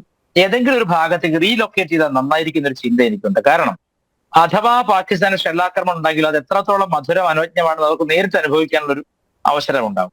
ഇവർ പറയുന്നത് മുറ്റത്തൊരു ബോംബ് വന്ന് വീണാലേ നമുക്ക് അതിന്റെ വിഷമം അറിയുള്ളൂ എന്നാണ്. എത്ര ബോംബുകൾ മുറ്റത്ത് വന്ന് വീണു, എത്ര ലക്ഷക്കണക്കിന് നമ്മുടെ പട്ടാളക്കാർ, നമ്മുടെ സിവിലിയൻസ് എത്ര പേര് ജീവൻ കൊടുത്തു. ആരോടും യാതൊരു പ്രകോപനത്തിനും പോവാത്ത ഒരു രാഷ്ട്രത്തിൽ കയറി കാണിക്കുന്ന തെമ്മാടിത്തരത്തിനൊരു പരിധിയില്ലേ. ഇവരുടെ ഒഞ്ചിയത്തെ രാഷ്ട്രീയ പാർട്ടി CPM-നോട് ചെറിയൊരു വിയോജിപ്പ് പ്രകടിപ്പിച്ച് പ്രസംഗിച്ചതിന്റെ പേരിൽ ഒരു മനുഷ്യനെ കുലംകുത്തിന്ന് വിളിച്ചിട്ട് നടു റോട്ടിൽ വെട്ടിക്കൊന്നു, 51 വെട്ടി കൊന്നപ്പോൾ ഒന്നും ഇവർക്ക് ഈ സമാധാന സന്ദേശം പറയാനില്ലായിരുന്നു. ഇന്നും ന്യായീകരിച്ചുകൊണ്ടിരിക്കുകയാണ് അതിനെപ്പറ്റി. അത്തരത്തിലുള്ള പാർട്ടികൾ അകത്തു നിന്ന് നടത്തുന്ന വായ്ത്താരികളാണ് സത്യത്തിൽ അകത്തു നിന്നുള്ള സപ്പോർട്ട് കൂടുതലായിട്ട് ഈ പുറം രാജ്യങ്ങൾക്ക് കൊടുക്കുന്നത് എനിക്ക് തോന്നാറുണ്ട്. തുർക്കിയേക്കാൾ നെറികെട്ടവന്മാരാണ് ഇവിടെയുള്ള ചില സാമാജികരെന്ന് പറയുന്നതിൽ വിഷമമുണ്ട്. അദ്ദേഹം ഇതിനു മുമ്പ് ഇങ്ങനെ നിരുത്തരവാദപരമായ പ്രസ്താവനകൾ ഇറക്കുന്ന ഒരാളായതുകൊണ്ട് അതിൽ അത്ഭുതമില്ല. പക്ഷെ ഇവരെ സത്യം പറഞ്ഞാൽ എന്റെ ആഗ്രഹം ഗവൺമെന്റ് അല്പം ഫാഷിസ്റ്റ് ആവണം എന്നാണ് ഞാൻ പറയുന്നത് ഈ കാര്യത്തിൽ. കാരണം ഇങ്ങനെയുള്ള ആളുകളെ വെച്ച് ഉറപ്പിക്കാൻ പറ്റില്ല. ഒരു യുദ്ധം നടക്കുമ്പോൾ രാജ്യം നിർണായകമായ ഒരു തിരിച്ചടി കൊടുക്കുമ്പോൾ നമ്മളായിട്ടൊരു യുദ്ധം പ്രഖ്യാപിക്കുകയോ അങ്ങോട്ട് കയറി ആക്രമിക്കുകയോ ചെയ്തതല്ല. മതപരമായ വിവേചനം കാട്ടിക്കൊണ്ട് ജിഹാദ് നടത്തിയിട്ട്, അതായത് തന്നെ പറയുന്ന പേര് ഗസ്വ എന്നാണ്, ഇസ്ലാമിക് ടെർമിനോളജിയിൽ ഗസ്വ എന്നാണ് പറയുക. അതായത് ഹിറ്റ് ആൻഡ് റൺ, പെട്ടെന്ന് ആക്രമിക്കുക പിൻവാങ്ങുക. അങ്ങനെ നമ്മുടെ നാട്ടിൽ കടന്ന് പെട്ടെന്ന് സിവിലിയൻസിനെ, ഒരു തെറ്റും ചെയ്യാത്ത നിരായുധരായ സിവിലിയൻസിനെ, മഹാഭാരതത്തിലൊക്കെ പറയുന്നത് ആയുധമില്ലാത്ത ശത്രുവിനെ വെറുതെ വിടണം എന്നാണ്. ശത്രുവാണെങ്കിൽ പോലും ആയുധമില്ലാത്ത ഒരാളാണെങ്കിൽ വെറുതെ വിട്ടോളണം. ആ മര്യാദ ഒന്നുമില്ലാത്ത ഒരു കാട്ടറബി സംസ്കാരത്തിൽ നിന്ന് പുറന്നു വരുന്ന ഇത്തരം അക്രമങ്ങളെ പിന്നെ എങ്ങനെ നേരിടണം എന്നാണ് ഇവർ പറയുന്നത് എനിക്ക് മനസ്സിലാകുന്നില്ല. ഏതായാലും എനിക്ക് ഏറ്റവും സന്തോഷം ഉണ്ടാക്കിയ ഒരു കാര്യം, ഈ രാജീവ് ഗായിയുടെ ഇന്നത്തെ DGMOയുടെ ഇന്നത്തെ ബ്രീഫിംഗിൽ അദ്ദേഹം പറഞ്ഞ ചില കാര്യങ്ങൾ. ഒന്ന് ഇതാണ്. രണ്ടാമത്തത്, യൂസഫ് അസ്ഹർ, അബ്ദുൽ മാലിക് റൌഫ്, മുദസ്സിർ അഹമ്മദ്, ഇങ്ങനെ 3 പേര്, ഇവര് IC-814 എന്ന നമ്മുടെ വിമാനം റാഞ്ചിയ പ്രതികളാണ്, കുറ്റവാളികളാണ്. അതുപോലെ മസൂദ് അസറിന്റെ തോഴന്മാരാണ്. പുൽവാമയിലെ ബ്ലാസ്റ്റ് സംഘടിപ്പിച്ചവരുമാണ് ഇവര്. ഇവർക്കൊക്കെ വേണ്ടുന്നത് കൊടുക്കാനുള്ള ഭാഗ്യം ഈ തവണ നമ്മുടെ സൈന്യത്തിനുണ്ടായി എന്നുള്ളതാണ്. അപ്പോ ഇത്രയും ഹെവി അറ്റാക്ക് ആയിരുന്നു അത്. എനിക്ക് തോന്നുന്നു മണിക്കൂറുകൾ കൊണ്ട് തന്നെ ഇന്ത്യൻ സേന അതിൽ ഈ ഒരു ബ്രീഫിംഗിൽ അദ്ദേഹം ഉപയോഗിച്ചൊരു വാക്ക് ചിലപ്പോൾ സർപ്രൈസിംഗ് എന്നാണ് പറയുന്നത്. അദ്ദേഹം പറഞ്ഞത് നമുക്ക് സർപ്രൈസിംഗ് അച്ചീവ്മെന്റ് ആണ് ഉണ്ടായെന്നാണ് അദ്ദേഹം പറഞ്ഞത്. കാരണം കാര്യമായ തിരിച്ചടിക്ക് പറ്റുന്ന രീതിയിലുള്ള സാമ്പത്തിക സ്ഥിതി പാകിസ്ഥാൻ ഇല്ലാതിരിക്കുന്ന സമയം, രണ്ട് അവിടെ മിലിറ്ററിയും അവിടുത്തെ ഇലക്ടഡ് ഗവൺമെന്റുമായിട്ടുള്ള പ്രശ്നങ്ങൾ നടക്കുന്ന സമയം, ഇങ്ങനെ എല്ലാ തരത്തിലും തകർന്നിരിക്കുന്ന ഒരു പാകിസ്ഥാനിലാണ് ഇത്തരത്തിലുള്ള ഒരു അക്രമം ഉണ്ടായത്. പക്ഷേ എന്നെ ഭയപ്പെടുത്തുന്ന കാര്യം US പ്രസിഡന്റിന്റെ പ്രസ്താവനയൊക്കെ സത്യം പറഞ്ഞ ബാലിശമായിട്ടാണ് എനിക്ക് തോന്നിയത്. പാകിസ്ഥാൻ ഇങ്ങോട്ട് വിളിച്ച് അഭ്യർത്ഥിച്ച ശേഷം നടത്തിയ സീസ് ഫയറിന് അദ്ദേഹം പറഞ്ഞത് ഒരു ട്രൂ സ്റ്റോക്ക് അവർ നടത്തിയിട്ടാണ് അദ്ദേഹത്തിന്റെ നേതൃത്വത്തിൽ എല്ലായിടത്തും വലിയേട്ടം കളിക്കുക, അങ്കിൾ സാം കളിക്കുക എന്നുള്ളൊരു സ്ഥിരം രീതി USA എടുക്കുന്നത് അത്ഭുതകരമാണ്. ഇപ്പോ നമ്മുടെ നോബൽ പ്രൈസ് ഫോർ പീസ് കിട്ടാനായിരിക്കും. അതല്ല, അവർക്ക് എന്തും വാങ്ങാം. നമ്മുടെ it should not be at the cost of civilians in India. ഭാരതത്തിലെ സാധാരണക്കാരെ ജനങ്ങളെ കൊന്നിട്ടൊന്നും ഒരുതരം ഒരു പ്രൈസും വാങ്ങണ്ട. അപ്പൊ ഞാൻ പറഞ്ഞതിനർത്ഥം അപ്പൊ ആ ഒരു ട്രൂ സ്റ്റോക്കിന് അവരാണ് മുൻകൈ എടുത്തത് എന്ന് പറയുന്നതിലൊക്കെ ഉള്ളൊരു ബാലിശമായ അവസ്ഥ. അത് നമ്മൾ മനസ്സിലാക്കേണ്ടത്, നമ്മളുടെ പ്രധാനമന്ത്രി എത്രത്തോളം വിദേശ രാജ്യങ്ങൾ സന്ദർശിക്കുന്നു, എത്രയോ ചർച്ചകൾ നടത്തുന്നു, എത്രയോ വലിയ വലിയ ഹൈ ഗ്രേഡ് മീറ്റിംഗ്സ് നടത്തുന്നു, എന്നിട്ട് പോലും സൃഷ്ടിച്ചെടുക്കാനാവാത്ത ഒരു ബന്ധം അതെന്താണ് ഇത്തരം രാഷ്ട്രങ്ങളുമായിട്ടുള്ളത് നമ്മൾ പരിശോധിക്കേണ്ട സമയം കൂടിയാണ്. It must be weapon trade, something else. നമുക്ക് മനസ്സിലാവുന്നില്ല. കാരണം ഇപ്പൊ നോക്കാം, BBC ഞാൻ 2-3 തവണ വിളിച്ചു നോക്കി ഈ സമയം. ഇപ്പൊ നമ്മുടെ 24-ഉം ഏഷ്യാനെറ്റും കണ്ട് തല പുണ്ണാകുമ്പോ പെട്ടെന്ന് നമ്മൾ വിദേശ ചാനലുകൾ നോക്കുമല്ലോ സത്യത്തിൽ എന്താ. പക്ഷെ നമ്മൾ മനസ്സിലാക്കേണ്ടത് അവരുടെ റിപ്പോർട്ടിംഗ് വളരെ ബയസ്ഡ് ആണ്. ഈ വെസ്റ്റേൺ മീഡിയയുടെ റിപ്പോർട്ടിംഗ് മുഴുവൻ പാകിസ്ഥാൻ അനുകൂലമാണ്. അത്തരത്തിലുള്ള ഒരു റാപ്പോ ഈ വെസ്റ്റേൺ കൺട്രീസുമായിട്ട് അല്ലെങ്കിൽ ഈ പറഞ്ഞ പുറത്തുള്ള ശക്തികളോട് ഉണ്ടാക്കിയെടുക്കാനുള്ള എന്ത് സൗകര്യമാണ് പാകിസ്ഥാൻ ചെയ്തു കൊടുക്കുന്നത്? Or is there A Chinese involvement in this? ഇതൊക്കെ വളരെ ശ്രദ്ധിച്ച് മനസ്സിലാക്കേണ്ട കാര്യമാണ്. പാകിസ്ഥാൻ ദുർബലമായി കാണപ്പെടുന്നുവെങ്കിലും അതിന്റെ പിന്നിൽ ചൈനയുടെ കരങ്ങൾ ഉണ്ടെന്നുള്ളത് നമുക്ക് എല്ലാവർക്കും അറിയാവുന്ന കാര്യമാണ്. നമ്മൾ പലരും ഇവിടെ ആഘോഷിച്ചു, ചൈന കൊടുത്ത ഈ സാധനമൊക്കെ പൊട്ടിത്തെറിച്ചു പോയി, തല്ലിപ്പൊളി, അതൊക്കെ അവരുടെ ടെസ്റ്റ് ഡോസ് ആണ്. ഇന്ത്യയുടെ പ്രഹരശേഷി എത്രത്തോളം ഉണ്ടെന്ന് അറിയാനുള്ളൊരു എനിക്ക് തോന്നുന്നു ഈവൻ ഈ പഹൽഗാം അറ്റാക്ക് വരെ ഒരു പ്ലാനിങ്ങിന്റെ ഫലമാണ്. ഇപ്പോൾ അങ്ങനെ പാകിസ്ഥാൻ പ്ലാൻ ചെയ്യാൻ മാത്രമുള്ളൊരു ശേഷിയുള്ള സമയമായിരുന്നില്ല. എനിക്ക് തോന്നുന്നു ഇത്തരം ഇതൊക്കെ ഒരു ടെസ്റ്റ് ഡോസ് ആണ്, ഒരു ട്രയൽ റൺ ആണ്. നമ്മുടെ പ്രഹരശേഷി എന്താണ്? പക്ഷേ ഭാരതം അതിനൊത്ത് ഉയരുകയും ഓപ്പറേഷൻ സിന്ദൂറിലൂടെ കേവലം മണിക്കൂറുകളുമാണ്, 5 ദിവസം അതിന്റെ അലയൊലികൾ മാത്രമാണ്. സിവിലിയൻസിന് ഇങ്ങോട്ട് ഷെല്ലാക്രമണം നടക്കും, തിരിച്ചടി മാത്രമാണ്. പക്ഷെ ഓപ്പറേഷൻ സിന്ദൂർ നിലനിന്ന ഒരു 12 മണിക്കൂറിനുള്ളിൽ നമ്മൾ വ്യക്തമായിട്ട് ചൈനയ്ക്കും പാകിസ്ഥാനും ബാംഗ്ലാദേശിനും അതുപോലെ തന്നെ മറ്റ് ഫ്രിഞ്ച് എലിമെന്റ്സിന് എല്ലാം ഒരു പാഠം കൊടുക്കാൻ സാധിച്ചു എന്നത് വലിയ അച്ചീവ്മെന്റ് ആണ് ഇന്ത്യൻ ആർമിയുടേത്. അത് മാത്രമല്ല, ഇച്ഛാശക്തിയുള്ള ഒരു ഗവൺമെന്റ് ഉണ്ടായിരിക്കുക. ഇവിടെ എല്ലാവരും ഇന്ദിരാഗാന്ധിയെ സ്തുതിച്ച് പറയുന്നത് ഞാൻ കേൾക്കുന്നുണ്ട് പലയിടത്തും. അതിനൊക്കെ മറ്റ് ചരിത്രങ്ങൾ പലതും ഉണ്ട്. കാരണം ഇന്ദിരാഗാന്ധി തന്നെ പോയിട്ട് നമ്മുടെ ട്രൂപ്സിനെ കൊലക്ക് കൊടുത്ത ചരിത്രങ്ങൾ ഒരുപാട് പറയുകയാണെങ്കിൽ നരേന്ദ്രമോദിയുടെ കാലത്ത് അല്ല, മാത്രമല്ല ആ കാലഘട്ടം മാറി ഡെവലപ്പ്. നമ്മളിപ്പോ ഒരുപാട് ഭയക്കേണ്ടിയിരിക്കുന്നു. കാരണം നമ്മളൊരു വളരെ നല്ല രീതിയിൽ രാഷ്ട്രത്തെ കെട്ടിപ്പടുത്തുകൊണ്ടിരിക്കുകയാണ്. നമ്മൾ വളരെ അച്ചീവ് ചെയ്യണം പല കാര്യങ്ങളും. സമാധാന അന്തരീക്ഷം ഉണ്ടായിക്കൊണ്ടിരിക്കാൻ രാജ്യത്ത് ഒരുപാട് സമൃദ്ധിയിലേക്ക് പോകുന്ന ഒരു കാലഘട്ടമാണ്. അപ്പൊ അങ്ങനെയുള്ള സമയത്ത് നമ്മൾ ഒരു ശത്രുവിനെ വിളിച്ചു വരുത്തുക എന്ന് പറയുന്ന അപകടമാണ്. പക്ഷെ എന്നാൽ ടാർഗറ്റിനെ, അതായത് നമ്മുടെ ടാർഗറ്റ് എന്താണ്? പാകിസ്ഥാൻ എല്ലാ കാലത്തും ഒരു ജനാധിപത്യ രാജ്യത്തിന്റെ രീതിയിലല്ല പ്രവർത്തിക്കുന്നത്. അതിന്റെ ഉള്ളിൽ ഭീകരശക്തികളെ പോറ്റി വളർത്തുന്ന പോറ്റമ്മയായും പെറ്റമ്മയും വളരുന്നു എന്നുള്ളതാണ് നമ്മുടെ എക്കാലത്തെ ആരോപണം. ആ ആരോപണം ശരിവെക്കുന്ന രീതിയിൽ നമുക്ക് കിട്ടിയ ദൃശ്യങ്ങളാണ് ഈ പറഞ്ഞ ഈ യൂസഫ് അസറിന്റെയും മറ്റും ശവസംസ്കാര ചടങ്ങിൽ അവിടുത്തെ പ്രധാനപ്പെട്ട മിലിറ്ററി ഓഫീഷ്യൽസ് പങ്കെടുക്കുക എന്ന് പറഞ്ഞാൽ അതിന്റെ അർത്ഥം ഈ രാജ്യം ഭീകരവാദത്തിലൂടെയാണ് വിജയിക്കാൻ നോക്കുന്നത്. അതിന്റെ തെളിവ് എന്താണ്? സീസ് ഫയർ പ്രഖ്യാപിച്ച് മണിക്കൂറുകൾക്കുള്ളിൽ വീണ്ടും ഷെല്ലാക്രമണം ഉണ്ടായി, അല്ലെങ്കിൽ വീണ്ടും റഡാറുകൾ വരികയും ഇവിടെ പ്രശ്നങ്ങൾ ഉണ്ടാക്കി ചെയ്ത് അങ്ങനത്തെ ഒരുപാട് പ്രശ്നങ്ങൾ ഉണ്ടായി. അപ്പൊ എന്റെ ചോദ്യം, ഡ്രോൺ അറ്റാക്ക് ഉണ്ടായി ഇവിടെ അതിനുശേഷം. അപ്പൊ അതിന്റെ അർത്ഥം എന്താണ്? ആ പാകിസ്ഥാൻ എന്ന രാജ്യം അനാർക്കി എന്ന പദത്തിന്റെ പര്യായമായി പ്രവർത്തിക്കുകയാണ്. അരാജകത്വമാണ് അവിടെ മിലിറ്ററി ചീഫ് പറയുന്നത് ഭീകരവാദികൾ കേൾക്കാത്ത അവസ്ഥയുണ്ട്. കാരണം ഭീകരവാദികൾക്ക് മതാധിപത്യത്തിന് വേണ്ടി വീണ്ടും ആക്രമിക്കണമെന്നാണ്. തിരിച്ചുകൊണ്ട് ഇപ്പൊ ആ രാജ്യത്ത് ഒരു ടോട്ടൽ ഡിസ്മൈ നടന്നുകൊണ്ടിരിക്കുന്ന സമയമാണിത്. സത്യം പറഞ്ഞാൽ എന്റെ personal opinion, without going deeper into the diplomatic relations between the two countries, ഞാൻ പറയുക ഈ ഒരു സമയം വളരെ നല്ല ആപ്റ്റ് ടൈം ആയിരുന്നു. കുറെ കൂടെ അവരെ ബ്ലീഡ് ചെയ്യിക്കാൻ പറ്റുമായിരുന്നെങ്കിൽ എന്ന് എന്റെ ഒരു വ്യക്തിപരമായ ലേമൻസ് ഒപ്പീനിയൻ ആണ് ഞാൻ പറയുന്നത്. പക്ഷേ നമ്മൾ ശ്രദ്ധിക്കേണ്ട അതായിരുന്നു 9 ഭീകരതാവളങ്ങളെ തകർത്തുള്ളൂ, ശേഷിക്കുന്ന 12 കൂടിയുണ്ട്. തീർച്ചയായിട്ടും. പക്ഷെ ഞാൻ പറഞ്ഞത് ഇദ്ദേഹം പറഞ്ഞല്ലോ, നമ്മുടെ ഈ പിന്നെ ഫ്ലൈറ്റ് ഹൈജാക്ക് ചെയ്ത് കൊണ്ടുപോയ പ്രധാനപ്പെട്ട കിങ് പിൻസ് ആയിട്ടുള്ള 3 പേരെയും കൂടാതെ അവരുടെ കൂടെയുള്ള ചെകുത്താന്മാര് 100 കണക്കിന് പേരെയും കൊന്നു എന്ന് പറയുമ്പോൾ ഉണ്ടാവുന്ന ഹർഷോന്മാദം അത് പറഞ്ഞറിയിക്കാതിരിക്കാൻ വയ്യ. പുൽവാമ ബ്ലാസ്റ്റ് പിന്നെ ഇവർ പ്ലാൻ ചെയ്തതും അവർ തന്നെയാണ്. അവർക്കൊക്കെ ഒരു മറുപടി കൊടുക്കാൻ പറ്റി. മാത്രവുമല്ല, ചൈനയെ പോലെ സൈലന്റ് ആയിട്ട് നിരീക്ഷിച്ചുകൊണ്ടിരിക്കുന്ന ഒരു രാഷ്ട്രം, ശത്രുവോ മിത്രമോ എന്ന് പറയാൻ പറ്റാത്ത, കണ്ടാൽ ചിരിക്കുന്ന ഒരു രാജ്യം, ആ രാജ്യം എന്താണ് ഒളിപ്പിച്ചു വെച്ചിരിക്കുന്നത് എന്ന് കൂടെ ചിന്തിക്കാനുള്ള അവസരമാണ് നമുക്ക് വരുന്നത്. മാത്രമല്ല, അകത്തിരിക്കുന്ന 5-ാം പത്തികൾ, ഞാൻ പറഞ്ഞില്ല ചങ്കിലെ ചൈന എന്നൊക്കെ പറഞ്ഞു, ഇവരൊക്കെ സത്യം പറഞ്ഞാൽ എന്താ ചെയ്യേണ്ടത്? ഇവർക്കെതിരെ നിയമ നടപടികൾ വരേണ്ടതല്ലേ? ട്രീസന്റെ ഒരു വശമല്ലേ ഇതൊക്കെ?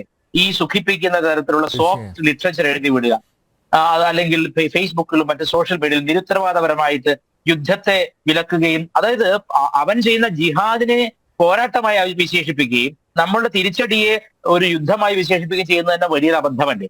ഇത്തരം ആളുകൾ, ഞാൻ പറയുന്നത് യുദ്ധത്തിന് ശേഷം ചെയ്യാൻ ഏറ്റവും നല്ല കാര്യം കശ്മീരിലെ ബോർഡറിലുള്ള ആളുകളെ മുഴുവൻ റീലൊക്കേറ്റ് ചെയ്ത് മറ്റൊരു സ്ഥലത്തേക്ക് മാറ്റുകയും ഇവിടെയുള്ള കുറെ ആളുകളെ, ചങ്കിലെ ചൈന അങ്ങനത്തെ ആളുകളെയൊക്കെ അവിടേക്ക് കൊണ്ട് താമസിക്കുകയും ചെയ്താൽ കുറെ കൂടെ നല്ലതായിരിക്കും എന്ന് എനിക്ക് തോന്നുന്നതാണ്. തമാശയായിട്ട് പറഞ്ഞാൽ അത് ചിന്തിച്ചാൽ നല്ലതാണ്. പോപ്പുലേഷൻ റീലൊക്കേഷൻ ഒക്കെ യുദ്ധതന്ത്രം തന്നെയാണ്.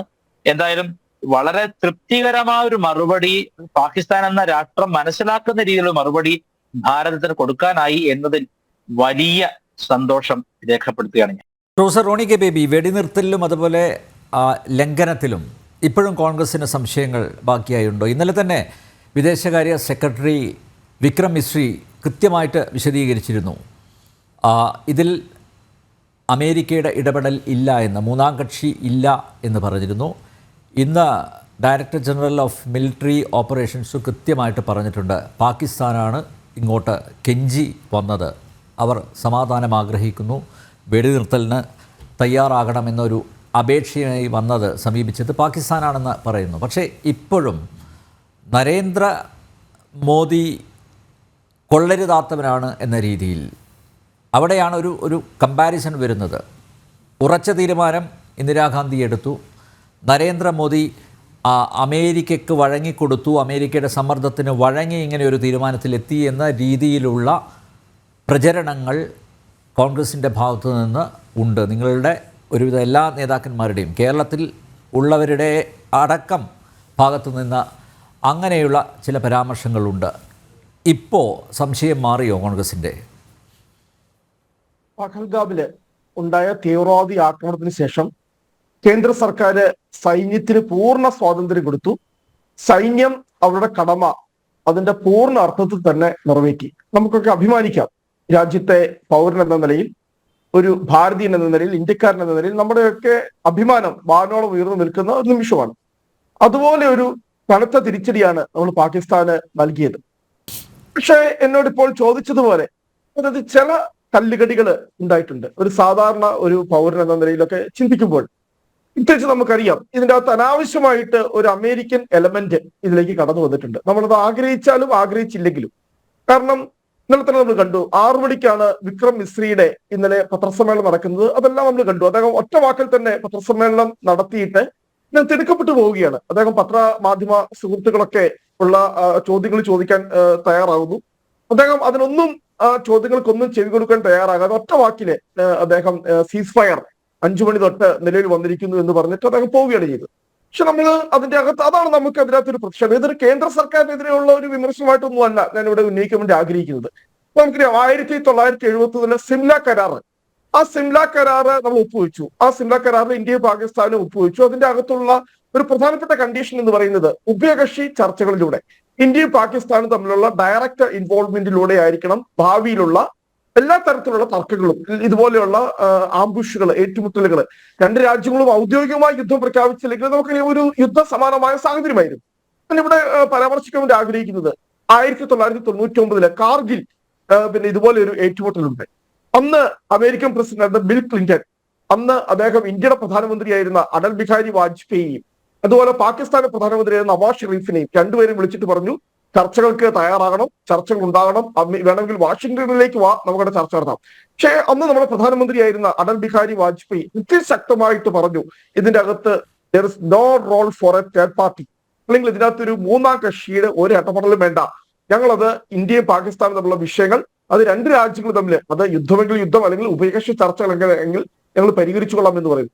പക്ഷെ ഇവിടെ ഇപ്പോൾ നമുക്ക് അതിന്റെ അകത്തൊരു വ്യക്തത ഇപ്പോൾ നമുക്ക് ഇപ്പോൾ നമ്മളെല്ലാവരും ഈ ഡയറക്ടർ ജനറൽ ഓഫ് മിലിറ്ററി ഓപ്പറേഷൻസിന്റെ സമ്മേളനം കണ്ടു. എങ്ങനെയാണ് നമ്മൾ അതിശക്തമായിട്ട് പാകിസ്ഥാനെ തിരിച്ചടി കൊടുത്തത് അതെല്ലാം നമ്മൾ കണ്ടു. നമ്മളെല്ലാം നേരിട്ട് ബോധ്യപ്പെട്ടു. നമുക്കെല്ലാം വലിയ സന്തോഷമായിട്ട് നിൽക്കുന്നു.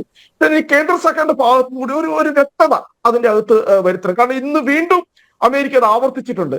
കാരണം ട്രംപിന്റെ ഒരു ഇടപെടൽ, ട്രംപിന്റെ ഒരു മധ്യസ്ഥത, ട്രംപിന്റെ മാത്രമല്ല അമേരിക്കൻ വിദേശകാര്യ സെക്രട്ടറിയുടെയും ഒക്കെ അതിന്റെ വൈസ് പ്രസിഡന്റിന്റെയും ഒക്കെ ഒരു ഇടപെടൽ ഉണ്ടായി. കഴിഞ്ഞ 48 മണിക്കൂറായി കാര്യങ്ങൾ ഞങ്ങൾ നിരീക്ഷിച്ചു വരികയായിരുന്നു. ഞങ്ങൾ രണ്ട് രാജ്യങ്ങളുമായിട്ട് ബന്ധപ്പെട്ടു.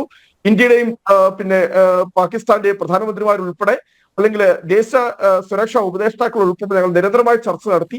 അങ്ങനെയാണ് ഞങ്ങൾ ഒരു സീസ് ഫയറിലേക്ക് എത്തിയത് എന്ന് 5:33 ട്വീറ്റ് വരുന്നത് ഈ അമേരിക്കൻ പ്രസിഡന്റിന്റെ. ഇതിനുശേഷമാണ് നമ്മുടെ പ്രസ് മീറ്റ് വരുന്നത് 6 മണിക്ക്. അപ്പൊ അതിന്റെ അകത്ത് പിന്നെ ഇന്ന് ഒരു പരിധി കൂടി അമേരിക്ക കടന്നിരിക്കുകയാണ്.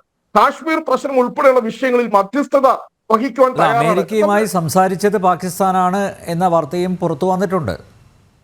അല്ല, തീർച്ചയായിട്ടും. കാരണം നമുക്ക് അതിനകത്തൊരു വ്യക്തത വരുത്തിയാൽ മതി. കേന്ദ്ര സർക്കാരിന്റെ ഭാഗത്തു നിന്ന് ഒരു സ്വാഭാവികമായി ക്രെഡിറ്റ് അടിച്ചെടുക്കാൻ ഡൊണാൾഡ് ട്രംപ് അദ്ദേഹം അപ്പൊ തന്നെ ട്വീറ്റ് ചെയ്തു. അതല്ലേ അതിന്റെ യാഥാർത്ഥ്യം? അല്ല, ഞാൻ ഇതിനകത്ത് ഞാൻ ഒരിക്കലും ഞാൻ ഈ വിവിധ ചാനലുകളിൽ ഞാൻ കാശ്മീർ വിഷയവുമായി ബന്ധപ്പെട്ട് ചർച്ചകളിൽ പോയിട്ടുണ്ട്. ഞാൻ ഒരിക്കലും അതിനകത്ത് ഒരു രാഷ്ട്രീയ വശത്തിലൂടെ കാരണം ഇത് നമ്മളൊരു രാജ്യത്തിന്റെ പൗരനാണ്. ഇതൊക്കെ നമ്മുടെ ഒരു രാജ്യത്തിന്റെ ആത്മാഭിമാനമാണ്. നമ്മളത് ജീവൻ കൊടുത്ത് നമ്മുടെ രാജ്യത്തിന് വേണ്ടി നമ്മൾ പോരാടണം. പക്ഷെ നമുക്ക് അതിന്റെ കാരണം അത് ഒരു ഭാവിയിലേക്ക് ചില അപകട സാധ്യതകൾ അതിനകത്തുണ്ട്. അതിനകത്ത് നമ്മൾ ഒരു ഔട്ട്റൈറ്റ്ലി നമ്മൾ സ്റ്റേറ്റ്മെന്റ് അതിശക്തമായിട്ട് ഇതിനകത്ത് there is no role, ആരുടെയും ഇടപെടൽ വേണ്ട കാശ്മീർ വിഷയത്തിൽ. കാരണം ഇത്രയും കഴിഞ്ഞ 70-75 വർഷം നമ്മൾ നിന്നത് ഈ ഒരു സ്റ്റാൻഡിലാണ്. കാശ്മീർ വിഷയത്തിലെ ഒരു മൂന്നാം കക്ഷിയുടെ ഒരു ഇടപെടലും നമ്മൾ അനുവദിക്കുകയില്ല എന്ന് നമ്മുടെ ശക്തമായ സ്റ്റാൻഡ്. അത് ഞാൻ പറഞ്ഞല്ലോ, കോൺഗ്രസ് മാത്രമല്ല, അടൽ ബിഹാരി വാജ്പേയി. ഞാൻ നരേന്ദ്രമോദി ന്യൂയോർക്ക് ടൈംസിന്റെ ലേഖനോട് സംസാരിച്ചപ്പോൾ ഇത് തന്നെയാ പറഞ്ഞത്. കശ്മീർ പ്രശ്നം ഞങ്ങൾ നോക്കിക്കൊള്ളാം, അതിൽ പുറത്തു നിന്ന് ഒരാളുടെ ഇടപെടൽ സഹായം വേണ്ട എന്ന് തന്നെയാണ് പറഞ്ഞിരിക്കുന്നത്. അല്ല, ഞാൻ പറഞ്ഞ അതിന്റെ ഒരു ശക്തമായിട്ടുള്ള ഒരു നിലപാട്. കാരണം ഇപ്പൊ അമേരിക്കയ്ക്ക് അങ്ങനെ ഒരു താല്പര്യം ഉണ്ടെങ്കിൽ ഒരു കാരണവശാലും അങ്ങനെ ഒരു താല്പര്യമായിട്ട് ഇങ്ങോട്ട് വരരുത്. കാരണം നമുക്കൊന്നും ഒരിക്കലും അമേരിക്കയെ നമുക്ക് കണ്ണടച്ച് വിശ്വസിക്കാൻ കഴിയില്ല. ഇപ്പോൾ നമുക്ക് അമേരിക്ക നമ്മളോട് സൗഹൃദം കാണിക്കുന്നുണ്ടല്ലോ. ഈ IMF-ന്റെ തന്നെ കണ്ടു. കാരണം ഇപ്പോൾ ഇന്ത്യയുമായി യുദ്ധം ചെയ്തുകൊണ്ട് ഇങ്ങോട്ട് മുഴുവൻ ഇതുപോലെയുള്ള ടെററിസത്തെ സ്പോൺസർ ചെയ്തുകൊണ്ട് ലോകത്തിന് തന്നെ ഇന്ന് ടെററിസത്തിന്റെ ഹബ്ബായി മാറുന്ന പാകിസ്ഥാന് ഇത്രയും പ്രതിസന്ധികൾ നിൽക്കുമ്പോൾ പോലും ഇന്ത്യ ശക്തമായി പറഞ്ഞു നിങ്ങൾ IMF-ന്റെ വായ്പ കൊടുക്കരുത്. എന്നിട്ട് പോലും നമ്മുടെ ആവശ്യങ്ങളെ പോലും നിരാകരിച്ചുകൊണ്ട് അതൊക്കെ അമേരിക്കയുടെ ഇടപെടലുണ്ട്. നമ്മളതിനകത്ത് അമേരിക്ക എന്ന് നമ്മൾ ഒരിക്കലും അന്ധമായി വിശ്വസിക്കരുത്. കാരണം അവർ ഒരേ സമയം തന്നെ ഇവിടെ ഈ പറയുന്ന അവരുടെ താല്പര്യങ്ങൾ സംരക്ഷിക്കാൻ വേണ്ടിയിട്ട് ഈ പറയുന്ന രാജ്യങ്ങൾ തമ്മിൽ ഇന്ത്യയും പാകിസ്ഥാനെയും ഒക്കെ തമ്മിൽ അടുപ്പിക്കുന്ന ദേശീയ താല്പര്യങ്ങളൊക്കെ അമേരിക്കയ്ക്കുണ്ട്. അത് ഈ IMF-ന്റെ വിഷയത്തിൽ നമ്മൾ മനസ്സിലാക്കുന്നതില്ല. കാരണം IMF പോലെയുള്ള ഇതുപോലെയുള്ള സാമ്പത്തിക ഫോറങ്ങൾ അതിനകത്ത് അമേരിക്കയ്ക്ക് വലിയ സ്വാധീനമുണ്ട്. അമേരിക്ക അതിന്റെ ഒരു നിലപാട് എടുത്തിരുന്നെങ്കിൽ ഒരിക്കലും IMF ഈ 8500 കോടി ഇപ്പോഴത്തെ ഒരു സാഹചര്യത്തിൽ ഒരിക്കലും പിന്നെ പാകിസ്ഥാൻ ആ ലോണായിട്ട് കൊടുക്കില്ല. അതുപോലെ നമ്മൾ ഈ പറയുന്ന കരിമ്പട്ടിയിൽ ഉൾപ്പെടുത്തുവാനുള്ള നമ്മുടെ ആവശ്യം അതുപോലെ തന്നെ നിൽക്കുകയാണ് ഈ പറയുന്ന പാകിസ്ഥാനെ. ഇതിനകത്തൊന്നും അനുകൂലമായിട്ടുള്ള ഒരു തീരുമാനത്തിലേക്ക് പിന്നെ ഇതുവരെ വന്നിട്ടില്ല. അതുപോലെ തന്നെ ഐക്യരാഷ്ട്രസഭയുടെ രക്ഷാസമിതിയിൽ പോലും അറിയാം. കാരണം അമേരിക്ക ടെററിസത്തിനെതിരെ പോരാടുന്നു, ഇസ്രായേൽ ടെററിസത്തിനെതിരെ പോരാടുന്നു. ഇന്ത്യ ചെയ്യുന്നത് അത് തന്നെയാണ്. ഇന്ത്യയും ചെയ്യുന്നത് ലോകത്തിന്റെ താല്പര്യത്തിന് വേണ്ടിയിട്ടാണ്. അമേരിക്ക ലോകത്ത് മുഴുവൻ ഈ ടെററിസത്തിനെതിരെ ഒരു യുദ്ധം പ്രഖ്യാപിച്ചു. ഇന്ത്യയും ഇപ്പോൾ ചെയ്തുകൊണ്ടിരിക്കുന്നത് അത് തന്നെയാണ്. കാരണം ഇത് വളരെ കൃത്യമാണല്ലോ. നമുക്ക് അഭിമാനിക്കണം നമ്മുടെ സൈന്യത്തെ കുറിച്ച്. അവർ പറയുന്നത് ഞങ്ങൾ ഒരിക്കലും സിവിലിയൻ മേഖലകളല്ല ടാർഗറ്റ് ചെയ്തിരിക്കുന്നത്. വളരെ കൃത്യമായി തന്നെ അത് പോളിസിയാണ്. നമ്മളൊരു ജനാധിപത്യ രാജ്യമാണ്. അല്ല, ഇങ്ങനെ ഒരു വിവാദം കൊണ്ടുവരിക വഴി പൊളിറ്റിക്കൽ അജണ്ട ഇല്ല എന്നൊക്കെയാണ് താങ്കൾ പറഞ്ഞത്. പക്ഷേ എന്തിനാണ് ഇവിടെ ഒരു താരതമ്യത്തിലേക്ക് പോയത്? ഇന്ദിരാഗാന്ധി ബോൾഡ് ഡിസിഷൻസ് എടുത്തു, പക്ഷേ നരേന്ദ്രമോദിയെ കൊണ്ട് സാധിച്ചില്ല. നരേന്ദ്രമോദി അമേരിക്കയ്ക്ക് വിധേയമായി പ്രവർത്തിച്ചു. അങ്ങനെ ഒരു അതായത് നിങ്ങളുടെ കോൺഗ്രസിൻ്റെ സമുന്നതരായിട്ടുള്ള നേതാക്കന്മാർ തന്നെയാണ് ഇങ്ങനെ പരാമർശം നടത്തിയിരിക്കുന്നത്. അതിൽ നിന്ന് കൃത്യമല്ലേ? നിങ്ങളിപ്പോഴും നിങ്ങളുടെ ആ ഒരു ആൻറ്റി മോഡി ആ ഒരു അജണ്ടയുമായിട്ട് മുന്നോട്ട് പോകുന്നു. അല്ലാതെ ഇപ്പോൾ ഇന്ത്യയുടെ വിജയം അത് നിങ്ങൾക്ക് അംഗീകരിക്കാം, അല്ലെങ്കിൽ നിങ്ങൾക്ക് തള്ളാം. പക്ഷേ ഇങ്ങനെ ഒരു ക്രൂഷ്യൽ ടൈമിൽ, ഇങ്ങനെ ഒരു സന്നിഗ്ധ ഘട്ടത്തിൽ നിങ്ങളൊരു താരതമ്യ പഠനം നടത്തി നരേന്ദ്രമോദി വീക്കാണ്, ദുർബലനായ ഭരണാധികാരിയാണ് എന്ന് സ്ഥാപിക്കാൻ ശ്രമിക്കുന്നത് എന്തിനാണ്? അത് നിങ്ങളുടെ പൊളിറ്റിക്കൽ അജണ്ടയുടെ ഭാഗമായിട്ട് തന്നെയല്ലേ? നമ്മൾ രാജ്യത്തെ ജനങ്ങൾ മുഴുവൻ നമ്മളെല്ലാം വാർത്താ മാധ്യമങ്ങളിലൂടെ കഴിഞ്ഞ 24-48 മണിക്കൂറായി ഇതെല്ലാം കണ്ടുകൊണ്ടിരിക്കുകയാണ്. പാകിസ്ഥാൻ ഇങ്ങോട്ട് പ്രകോപനം ഉണ്ടാക്കുന്നു, ഇന്ത്യ അതിന് ശക്തമായ തിരിച്ചടി കൊടുക്കുന്നു. നമ്മളൊക്കെ ഒരു ആവേശത്തിൽ നിൽക്കുമ്പോഴാണ് വളരെ സഡനായി വളരെ പെട്ടെന്ന് 6 മണിക്ക് ഒരു പ്രഖ്യാപനം വരുന്നു, സീസ് ഫയർ. നമ്മൾ തന്നെ വളരെ അത്ഭുതപ്പെട്ടു പോയി. എന്തിനാണ് ഇപ്പോൾ പെട്ടെന്ന് ഒരു സീസ് ഫയർ? കാരണം നമുക്കറിയാം ഒരു കൺക്ലൂഷനിലേക്ക് എത്തിയിട്ടില്ല. ഇതിനു മുമ്പ് ഇപ്പോൾ നമ്മൾ 1999 നമുക്കൊരു കൺക്ലൂഷൻ ഉണ്ടായി, കാർഗിൽ പിടിച്ചെടുത്തു. അതിന് പിന്നില് അല്ലെങ്കിൽ ഞാൻ പറഞ്ഞ പോലെ പലതരത്തിലുള്ള മധ്യസ്ഥ ശ്രമങ്ങൾ ഉണ്ടായെങ്കിൽ നമ്മൾ അതിനെയൊക്കെ തള്ളിക്കളഞ്ഞുകൊണ്ട് നമുക്കൊരു എൻഡ് റിസൾട്ടിലേക്ക് പോയി. അപ്പൊ ഇവിടെ നമ്മൾ 6 മണിക്ക് പെട്ടെന്ന് ഒരു സീസ് ഫയർ നമ്മൾ പ്രഖ്യാപിക്കുന്നു. അപ്പോൾ സ്വാഭാവികമായിട്ടും ഉണ്ടാകുന്ന ഒരു ചോദ്യം, നമുക്ക് എന്ത് എൻഡ് റിസൾട്ടാണ് ഇതിലൂടെ ഉണ്ടായത്? ഓക്കെ, ഇപ്പോൾ മിലിറ്ററി കൃത്യമായ ക്ലാരിഫിക്കേഷൻസ് നൽകിയിട്ടുണ്ട്. നമ്മൾ തീവ്രവാദ ക്യാമ്പുകളൊക്കെ നമ്മൾ 9 ക്യാമ്പുകൾ ആക്രമിച്ചു, 100ഓളം തീവ്രവാദികളെ നമ്മൾ കൊല്ലുകയുണ്ടായി. പക്ഷെ ഇപ്പോഴും നമുക്കറിയാം ഒരു 12ഓളം ക്യാമ്പുകൾ ഇപ്പോഴും ബാക്കിയുണ്ട്. നമുക്ക് കുറച്ചുകൂടിയൊക്കെ അഡ്വാൻസ് ചെയ്യാൻ പറ്റും. നമ്മൾ പെട്ടെന്ന് ഒരു സഡൻ ഒരു സീസ് ഫയറിലേക്ക് പോകാതെ, കാരണം നമുക്ക് അത്രയും ഒരു മേധാവിത്വം നിൽക്കുകയാണ് ആ ഒരു ഫൈറ്റില്. കാരണം പാകിസ്ഥാൻ പൂർണ്ണമായും സറണ്ടർ ചെയ്ത് നിൽക്കുന്നു, പൂർണ്ണമായും പരാജയപ്പെട്ട് നിൽക്കുന്നു. കാരണം ഒരു വാർ എന്ന് പറഞ്ഞാൽ അങ്ങനെയാണല്ലോ. ഒരു വാർ എന്ന് പറഞ്ഞു കഴിഞ്ഞാൽ എന്താണ് അതിന്റെ ഉദ്ദേശ ലക്ഷ്യങ്ങൾ? നമുക്ക് ആ ഒരു ഉദ്ദേശ ലക്ഷ്യങ്ങൾ പൂർണ്ണമായി തെളിയുന്നില്ല. അല്ലെങ്കിൽ പാകിസ്ഥാനെ കൊണ്ട് ഒരു കണ്ടീഷൻ, ഇനി ഒരിക്കലും ടെററിസ്റ്റിനെ സ്പോൺസർ ചെയ്യില്ല, അല്ലെങ്കിൽ ഈ പറയുന്ന ഇപ്പൊ പഹൽഗാമിൽ ആക്രമണം നടത്തിയ 5 പേരെ അവരെ നിയമത്തിന് മുമ്പിൽ കൊണ്ടുവരുവാൻ, അല്ലെങ്കിൽ അവരെ പിടികൂടുവാൻ വേണ്ടി അല്ല ഇപ്പോഴും പാകിസ്ഥാൻ പറയുന്നത് പഹൽഗാം ഭീകരവാദികളെ വിട്ടു തന്നാലേ ഇനി ഫർദർ ഡിസ്കഷൻ ഉള്ളൂ എന്ന് പറഞ്ഞിട്ടുണ്ട്. അല്ല ഞാൻ പറഞ്ഞു വരുന്നത് നമുക്ക് അതിനുശേഷം ഒരു സീസ് ഫയർ മതിയായിരുന്നു. അല്ലെങ്കിൽ ഇപ്പോൾ പാകിസ്ഥാൻ അത്രയും ദയനീയമായി ദാരുണമായി നമ്മുടെ മുമ്പിൽ നിന്ന് കെഞ്ചുമ്പോൾ നമ്മൾ ഞാനൊരു സാധാരണ ഒരു പൗരന്റെ, എനിക്ക് മുമ്പ് ഇവിടെ സംസാരിച്ച മുഖ്യമന്ത്രി രാഷ്ട്രീയ നിരീക്ഷകനും ആ ഒരു അഭിപ്രായം തന്നെയാണ്. എന്നിട്ട് നമ്മൾ വളരെ പെട്ടെന്ന് ഒരു സഡൻ സീസ് ഫയറിലേക്ക് പോയപ്പോൾ അത് സ്വാഭാവികമായിട്ടും ഉണ്ടാകുന്ന സംശയം. കാരണം നമ്മൾ ജയത്തിൽ ഇങ്ങനെ, അല്ലെങ്കിൽ അദ്ദേഹം സച്ചിൻ തെണ്ടുൽക്കർ ഇങ്ങനെ വലിയ സ്കോർ നിൽക്കുമ്പോൾ പെട്ടെന്ന് ഒരു മഴ പെയ്യുന്നു, കളി മൊത്തം വൈൻഡപ്പ് ചെയ്യുന്നു.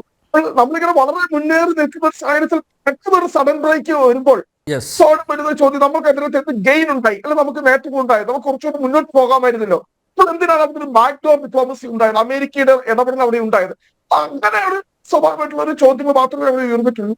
ശ്രീജിത് പണിക്കർ, സീസ് ഫയറിൽ ഇപ്പോഴും ചില സ്പെക്കുലേഷൻസ് ഉണ്ട്, അംബിഗ്വസ് ആണ്, ദുരൂഹമാണ് എന്ന രീതിയിൽ ചില വാദങ്ങൾ ഉയർത്തുന്നവരുണ്ട്. അങ്ങനെ ഒരു അനിശ്ചിതത്വം ഇപ്പോഴും നിലനിൽക്കുന്നുണ്ടോ? അനിശ്ചിതത്വം നിർബന്ധമായും നിലനിൽക്കുന്നുണ്ട്. കാരണം അത് ഇന്ന് വളരെ വ്യക്തമായിട്ട് പറഞ്ഞിട്ടുണ്ട്. നമ്മുടെ മിലിറ്ററി ഓപ്പറേഷൻസിന്റെ DG വളരെ കൃത്യമായിട്ട് പറഞ്ഞിട്ടുണ്ട്. കാരണം പാകിസ്ഥാൻ ഈ രീതിയിലത്തേക്കൊക്കെ തന്നെ പ്രതികരിക്കുമെന്ന് നമുക്ക് നേരത്തെ അറിയാമായിരുന്നു എന്ന് അദ്ദേഹം പറയുന്നുണ്ട്. അപ്പോൾ അതുകൊണ്ട് തന്നെ സീസ് ഫയർ എന്ന് പറയുന്ന ഒരു അറേഞ്ച്മെന്റ് അവിടെ ഉണ്ട് എങ്കിൽ പോലും അത് പൂർണ്ണമായിട്ടും പാകിസ്ഥാൻ ഓണർ ചെയ്യാനുള്ള സാധ്യതയില്ലാത്തതിനെ കുറിച്ച് ബോധവാന്മാരാണ് എന്നും അതിനെക്കുറിച്ച് എന്തെങ്കിലും രീതിയിലത്തേക്കുള്ള പ്രതികരണം ഉണ്ടാകണമെന്നുണ്ടെങ്കിൽ അതിനെപ്പറ്റി ഫുള്ളി പ്രിപ്പയർഡ് ആണ് എന്നും തന്നെയാണ് പറഞ്ഞത്. അതായത് ഒരു സമയത്തും നമ്മുടെ ഗാർഡ് ഡൗൺ ചെയ്തിട്ടില്ല എന്നുള്ളതാണ് നമ്മൾ അതിൽ നിന്ന് മനസ്സിലാക്കേണ്ടത്. അപ്പൊ അതിലൊന്നും എന്തെങ്കിലും രീതിയിലത്തേക്കുള്ള ഒരു പ്രത്യേകത ഉണ്ട് എന്ന് എനിക്ക് തോന്നുന്നില്ല. പാകിസ്ഥാൻ പറഞ്ഞ കാര്യങ്ങളെ ഒന്നും തന്നെ നമ്മൾ അങ്ങനെ അക്ഷരാർത്ഥത്തിൽ വിശ്വസിക്കുന്നുണ്ട് എന്നും ഞാൻ കരുതുന്നില്ല.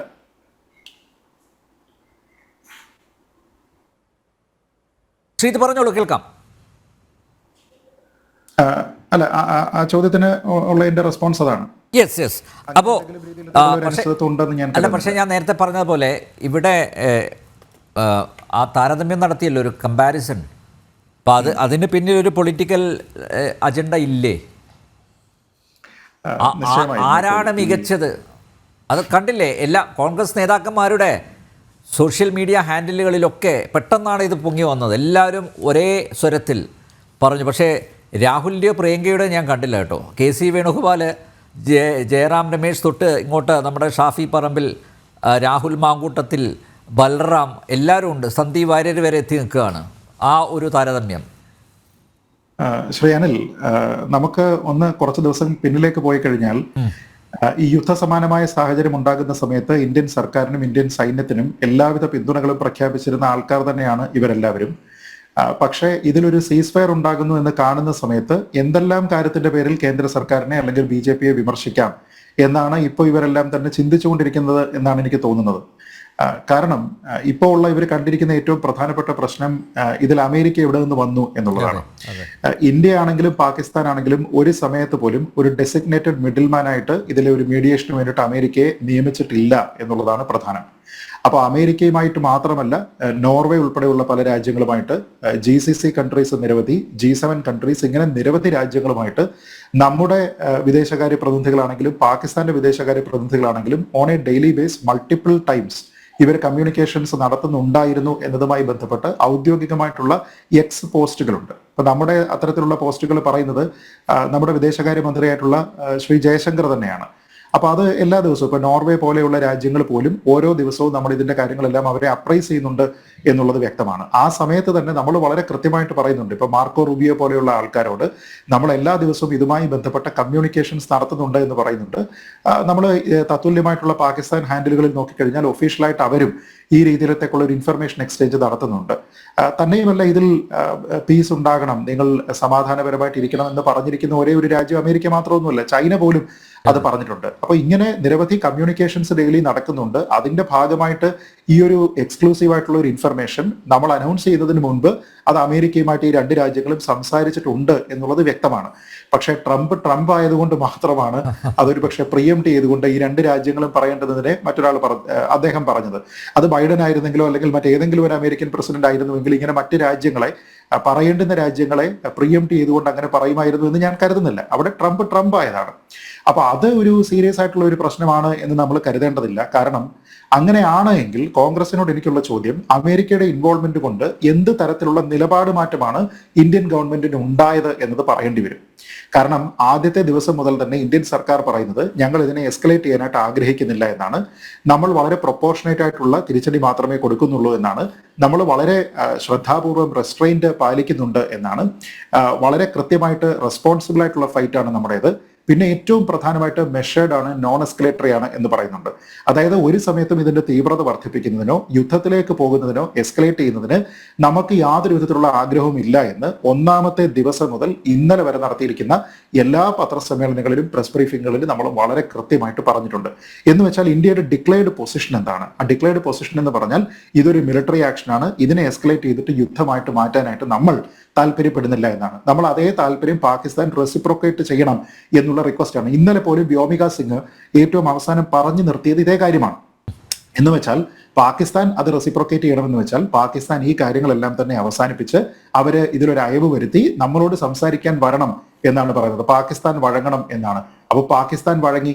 അതിപ്പോ അമേരിക്ക ബ്രോക്കർ ചെയ്തിട്ടാണെങ്കിലും വേറെ ആര് ബ്രോക്കർ ചെയ്തിട്ടാണെങ്കിലും ഇന്ത്യയിലെ നിലപാട് മാറുന്നില്ലല്ലോ. ഇന്ത്യയുടെ നിലപാട് എന്താണ്? ഇന്ത്യയുടെ നിലപാട് സമാധാനം പുലരണം, ഇത് എസ്കലേറ്റ് ചെയ്യാൻ പാടില്ല എന്നുള്ളതാണ്. അപ്പോൾ America with or without America അവിടെ എന്ത് നിലപാട് വ്യത്യാസമാണ് ഇന്ത്യക്ക് ഉണ്ടായിരിക്കുന്നത്?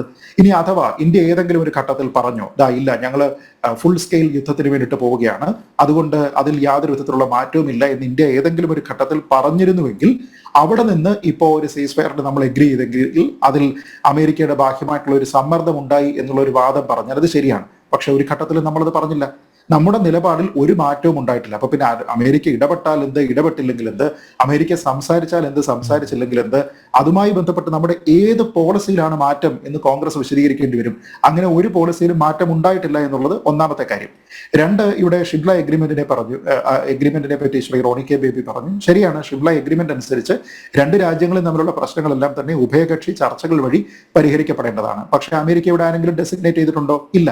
ഈ പാകിസ്ഥാന്റെ പ്രധാനമന്ത്രി അടക്കം അമേരിക്കയ്ക്ക് നന്ദി പറയുമ്പോൾ പോലും ഡെസിഗ്നേറ്റ് ചെയ്തിരിക്കുന്നതാണെന്ന് പറയുന്നില്ല. ഒരു ഘട്ടത്തിലും ഈ രണ്ട് രാജ്യങ്ങളും അങ്ങനെ ഒരാളിനെ, മിഡിൽമാനെ ഡെസിഗ്നേറ്റ് ചെയ്തിട്ടില്ല. പക്ഷെ ഇവരെല്ലാവരും തന്നെ ഒരു അന്താരാഷ്ട്ര ബന്ധത്തിന്റെ പേരിൽ, സൗഹൃദത്തിന്റെ പേരിലൊക്കെ തന്നെ കോൺസ്റ്റന്റ് കമ്മ്യൂണിക്കേഷനിൽ ഉണ്ടായിരുന്നു എന്നുള്ളത് മാത്രമാണ്. ഇനി അങ്ങനെ ആരെങ്കിലും പീസ് ബ്രോക്കർ ചെയ്തിട്ടുണ്ടെങ്കിൽ അങ്ങനെ ചെയ്തിരിക്കുന്നത് 1965 യുദ്ധത്തിന് ശേഷം സോവിയറ്റ് യൂണിയനാണ്. ശ്രീ റോണി കെ ബേബിക്ക് അലക്സി കസിഗിൻ എന്നുള്ള പേര് അറിയാമായിരിക്കും. സോവിയറ്റ് യൂണിയന്റെ അന്നത്തെ പ്രീമിയറാണ് അദ്ദേഹം. ഇന്ത്യയും പാകിസ്ഥാനെയും കൂടെ എവിടേക്കാണ് വിളിച്ചത്? താഷ്കണ്ടിലേക്കാണ് വിളിച്ചത്. എന്താ ഇന്ത്യയിൽ വെച്ചിട്ട് ഒപ്പിടാൻ പാടില്ലായിരുന്നു? എന്താ പാകിസ്ഥാനിൽ വെച്ചിട്ട് ഒപ്പിടാൻ പാടില്ലായിരുന്നു? എന്തിനാ താഷ്കണ്ടിലേക്ക് പോയത്? എന്തിനാണ് അന്ന് ഈ സോവിയറ്റ് യൂണിയൻ പറഞ്ഞിരുന്ന കാര്യങ്ങൾ ഇന്ത്യ സമ്മതിച്ചത് എന്തിനാണ്? അപ്പൊ അതൊന്നുമല്ല, അന്താരാഷ്ട്ര രംഗത്ത് പല രീതികളിലാണ് കാര്യങ്ങൾ നടക്കുക. നമ്മുടെ പൊസിഷനെ നമ്മൾ ഡൈല്യൂട്ട് ചെയ്യുന്നുണ്ടോ ഇല്ലയോ എന്നുള്ളത് മാത്രമാണ് പ്രധാനം. ഇവിടെ അത് ചെയ്തിട്ടില്ല. ഇനി അടുത്തത് അദ്ദേഹം പറഞ്ഞു നമുക്കൊരു മേൽക്കൈ ഉള്ളപ്പോൾ നമ്മൾ എന്തിനാണ് സീസ് ഫയറിന് പോകുന്നത് എന്ന്. അതിനോടൊപ്പം തന്നെ അതേ ശ്വാസത്തിൽ അദ്ദേഹം പറയുന്നു ഒരു ഫൈറ്റിന് പോകുന്ന സമയത്ത് അതിന് ചില ഉദ്ദേശ ലക്ഷ്യങ്ങൾ ഉണ്ടായിരിക്കണമെന്ന്. ഉദ്ദേശ ലക്ഷ്യങ്ങൾ ഉണ്ടായിരുന്നില്ലേ ശ്രീ റോണി? നമ്മൾ ആദ്യം തന്നെ പ്രഖ്യാപിച്ചിരുന്നതാണ് ഓപ്പറേഷൻ സിന്ദൂർ എന്ന് പറഞ്ഞത് ലോഞ്ച് ചെയ്തിരിക്കുന്നത് എന്തിനു വേണ്ടിയിട്ടാണ്? പാകിസ്ഥാനിലുള്ള ടെററിസ്റ്റ് കേന്ദ്രങ്ങൾ, ഇൻഡോക്ട്രിനേഷൻ സെന്ററുകൾ, ട്രെയിനിങ് ക്യാമ്പുകൾ, ലോഞ്ച് പാഡുകൾ, അതുമായി ബന്ധപ്പെട്ടവരുടെ കവർ ഫെസിലിറ്റിയായി പ്രവർത്തിക്കുന്ന മദ്രസകൾ, ഇതിനെല്ലാം തന്നെ ന്യൂട്രലൈസ് ചെയ്യുന്നതിന്റെ ഭാഗമായിട്ടാണ് നമ്മൾ ഇതിനെ ലോഞ്ച് ചെയ്തിരിക്കുന്നത്. അങ്ങനെ ലോഞ്ച് ചെയ്തിരിക്കുന്നതിന്റെ ഡേ 1 ആ ഡിക്ലെയർഡ് ആയിട്ടുള്ള എല്ലാ ഒബ്ജക്റ്റീവ്സും നമ്മൾ അച്ചീവ് ചെയ്തില്ലേ?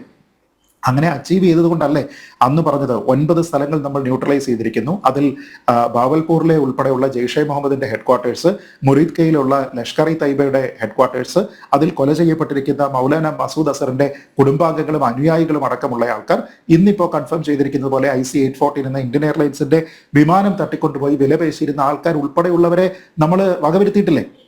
എന്ന് വെച്ച് കഴിഞ്ഞാൽ ഉദ്ദേശ ലക്ഷ്യങ്ങൾ പൂർത്തീകരിച്ചു. ഇനി 2, അദ്ദേഹം പറയുന്ന ഉദ്ദേശ ലക്ഷ്യം എന്താണ്? നമ്മൾ പാകിസ്ഥാൻ ഒക്യുപ്പൈഡ് കാശ്മീർ വേണമെങ്കിൽ കയ്യിൽ വെക്കണം, അല്ലെങ്കിൽ വേറെ ഏതെങ്കിലും പ്രവിശ്യ നമ്മൾ പിടിച്ചെടുത്തതിന് ശേഷം നെഗോഷിയേറ്റ് ചെയ്യണം.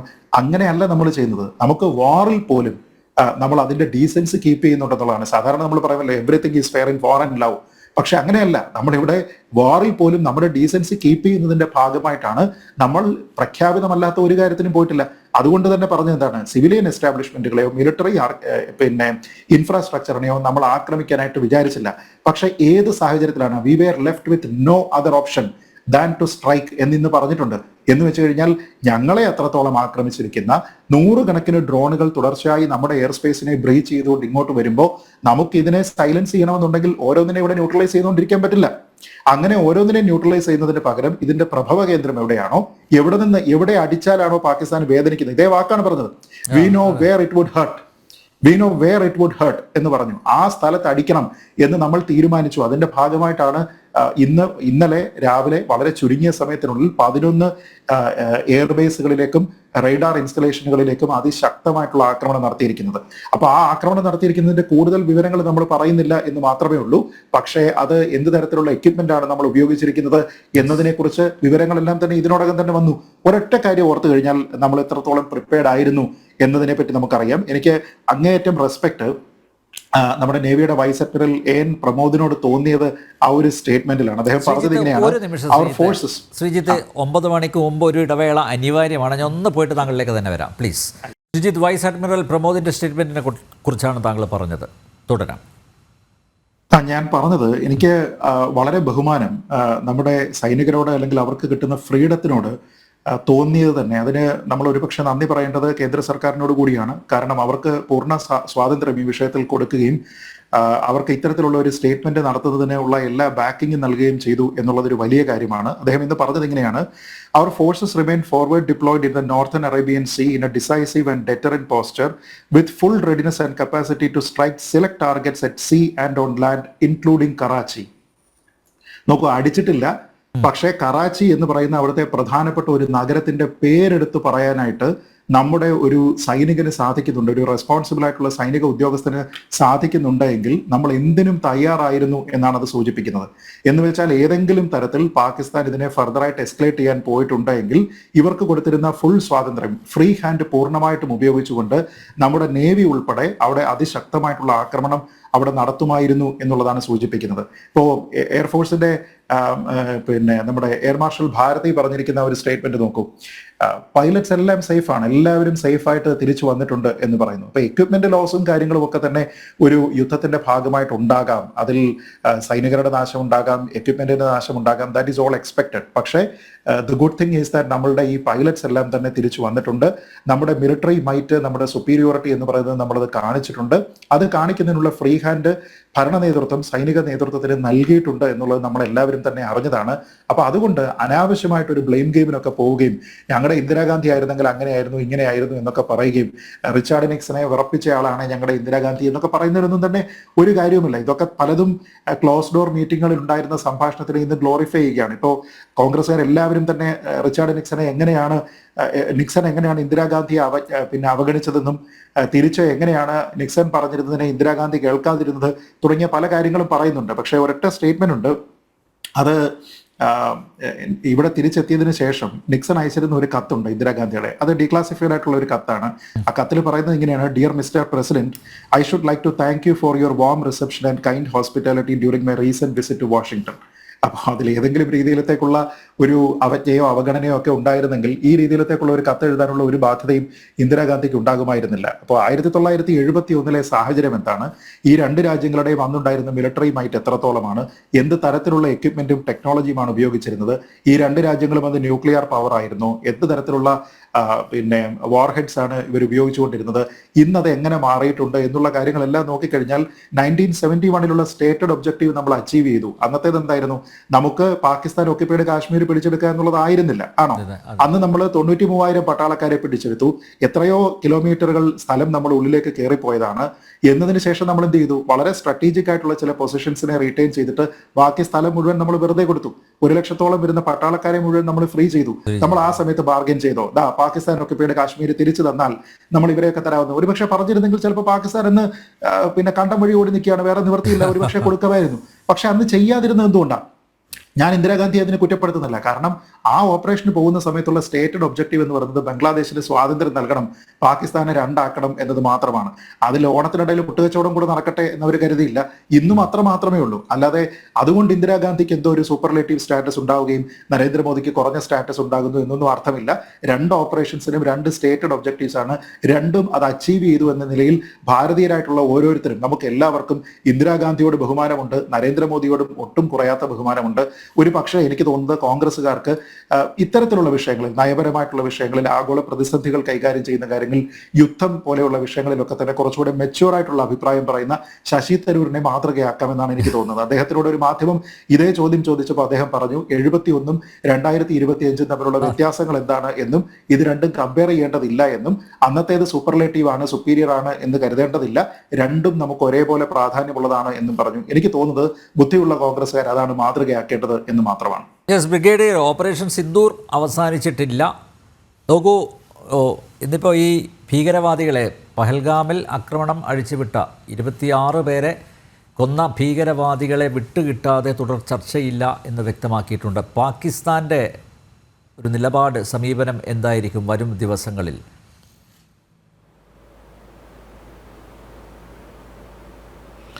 വെടിനിർത്തൽ താൽക്കാലികമാണെന്നുള്ളത് ഒരു സ്പഷ്ടമായിട്ടുള്ള ഒരു കാര്യമാണ്. വെടിനിർത്തലും ഒരു സന്ധിയും തമ്മിൽ വളരെ വ്യത്യാസമുണ്ട്. അപ്പോൾ ഈ വെടിനിർത്തൽ ഇനി ചില കണ്ടീഷൻസ് ഉണ്ടാകും. അത് എന്തൊക്കെയാണ്? ആദ്യമേ തന്നെ നമ്മൾ പ്രഖ്യാപിച്ചിട്ടുണ്ട്, ഇനിയുള്ള എല്ലാ ടെററിസ്റ്റ് ആക്ഷൻസും, ഭീകരന്മാരുടെ ഏത് ആക്രമണം ഉണ്ടായാലും it will be considered as an act of വാർ. അതൊരു യുദ്ധമായിട്ട് തന്നെ നമ്മൾ കണക്കാക്കും. അതിനെതിരെ നമ്മുടെ സൈന്യമായിരിക്കും പ്രതികരിക്കുക എന്നുള്ളതാണ്. പിന്നെ ഞാൻ പറയാൻ ഉദ്ദേശിക്കുന്നത്, ഈ ഒരു ദിവസം കൂടി ഈ ഓപ്പറേഷൻസ് നീട്ടാമായിരുന്നു എന്ന് ഉള്ള ഒരു പ്രതിവാദം ഉണ്ടായിരുന്നു. പക്ഷേ അങ്ങനെയല്ല. നമ്മളുടെ ലക്ഷ്യം ആദ്യമേ തന്നെ വളരെ ക്ലിയറായിട്ട്, പട്ടാളത്തിലുള്ളത്, ഒരു യുദ്ധത്തിലുള്ളത് selection and maintenance of aim. നമ്മളൊരു ലക്ഷ്യം തിരഞ്ഞെടുക്കുന്നു, ആ ലക്ഷ്യപ്രാപ്തിയിലേക്ക് നമ്മൾ നീങ്ങുന്നു. ആ ലക്ഷ്യം എന്തായിരുന്നു? ടെററിസ്റ്റ് ക്യാമ്പുകളെ നശീകരിക്കുക, അതിന് പിന്നിലുള്ള ആളുകളെ ഉന്മൂലനം ചെയ്യുക, പിന്നെയും അത് ആവർത്തിക്കാതിരിക്കാനുള്ള തക്കതായ തോതിൽ ഒരു ശിക്ഷ നൽകുക, അങ്ങനെയുള്ളതായിരുന്നു. അത് ആദ്യത്തെ ദിവസം തന്നെ ചെയ്തിരുന്നു. പക്ഷേ എല്ലാ ടെററിസ്റ്റ് ക്യാമ്പുകളും എന്തുകൊണ്ട് ആക്രമിച്ചില്ല എന്നുള്ള ഒരു ചോദ്യം കൂടി ഉണ്ടായി ഈ ചർച്ചയിൽ. എല്ലാ ടെററിസ്റ്റ് ക്യാമ്പുകളിലും ആളുകളില്ലായിരുന്നു എന്നുള്ളതാണ്. നമ്മൾ ഈ ഓപ്പറേഷൻ സിന്ദൂർ, പഹൽഗാം അറ്റാക്കും ഓപ്പറേഷൻ സിന്ദൂറും തമ്മിലുള്ള ഇടയിലുള്ള ഒരു ഗ്യാപ്പുണ്ട്, ഒരു സമയ വ്യത്യാസമുണ്ട്. ആ സമയത്തിൽ കുറച്ച് ടെററിസ്റ്റ് ക്യാമ്പുകളിൽ അവർ വെക്കേറ്റ് ചെയ്തിരുന്നു. മാത്രമല്ല, ആദ്യത്തെ ആക്രമണം കഴിഞ്ഞ് തീർച്ചയായും അവർ അത് വെക്കേറ്റ് ചെയ്തിട്ടുണ്ടാകും. അപ്പോൾ അതുകൊണ്ട് വെറുതെ പോയി ആളുകളില്ലാത്ത സ്ഥലത്ത് ബോംബിടുക എന്നുള്ളത് അതൊരു പ്രസക്തമല്ലാത്തൊരു കാര്യമാണ്. അപ്പോൾ ഇത് രണ്ടും കൂടി ഞാൻ പറയാൻ ഉദ്ദേശിക്കുന്നു. പിന്നെയുള്ളത്, പാകിസ്ഥാൻ്റെ പ്രതികരണം എന്തായിരിക്കുമെന്നുള്ളത് ഞാൻ വീണ്ടും പറയുകയാണ്. ഇനി ഇപ്പോൾ ഏതെങ്കിലും ഒരു ഭീകരാക്രമണത്തിനെ പറ്റി അവർ ആലോചിക്കുമ്പോൾ നമ്മൾ ഇന്നേൽപ്പിച്ച മുറിവുകളുടെ വ്രണങ്ങൾ അവരുടെ ശരീരത്തുണ്ടാകും. അതവർ നോക്കുമ്പോൾ അവർക്ക് ഓർമ്മ വരും, ഇവിടെ നമ്മൾ ഏറ്റിട്ടുള്ളതാണ്. ആ വ്രണങ്ങൾ പൂർണ്ണമായും കരിഞ്ഞു പോയാലും ആ പാടുകൾ അവശേഷിക്കും.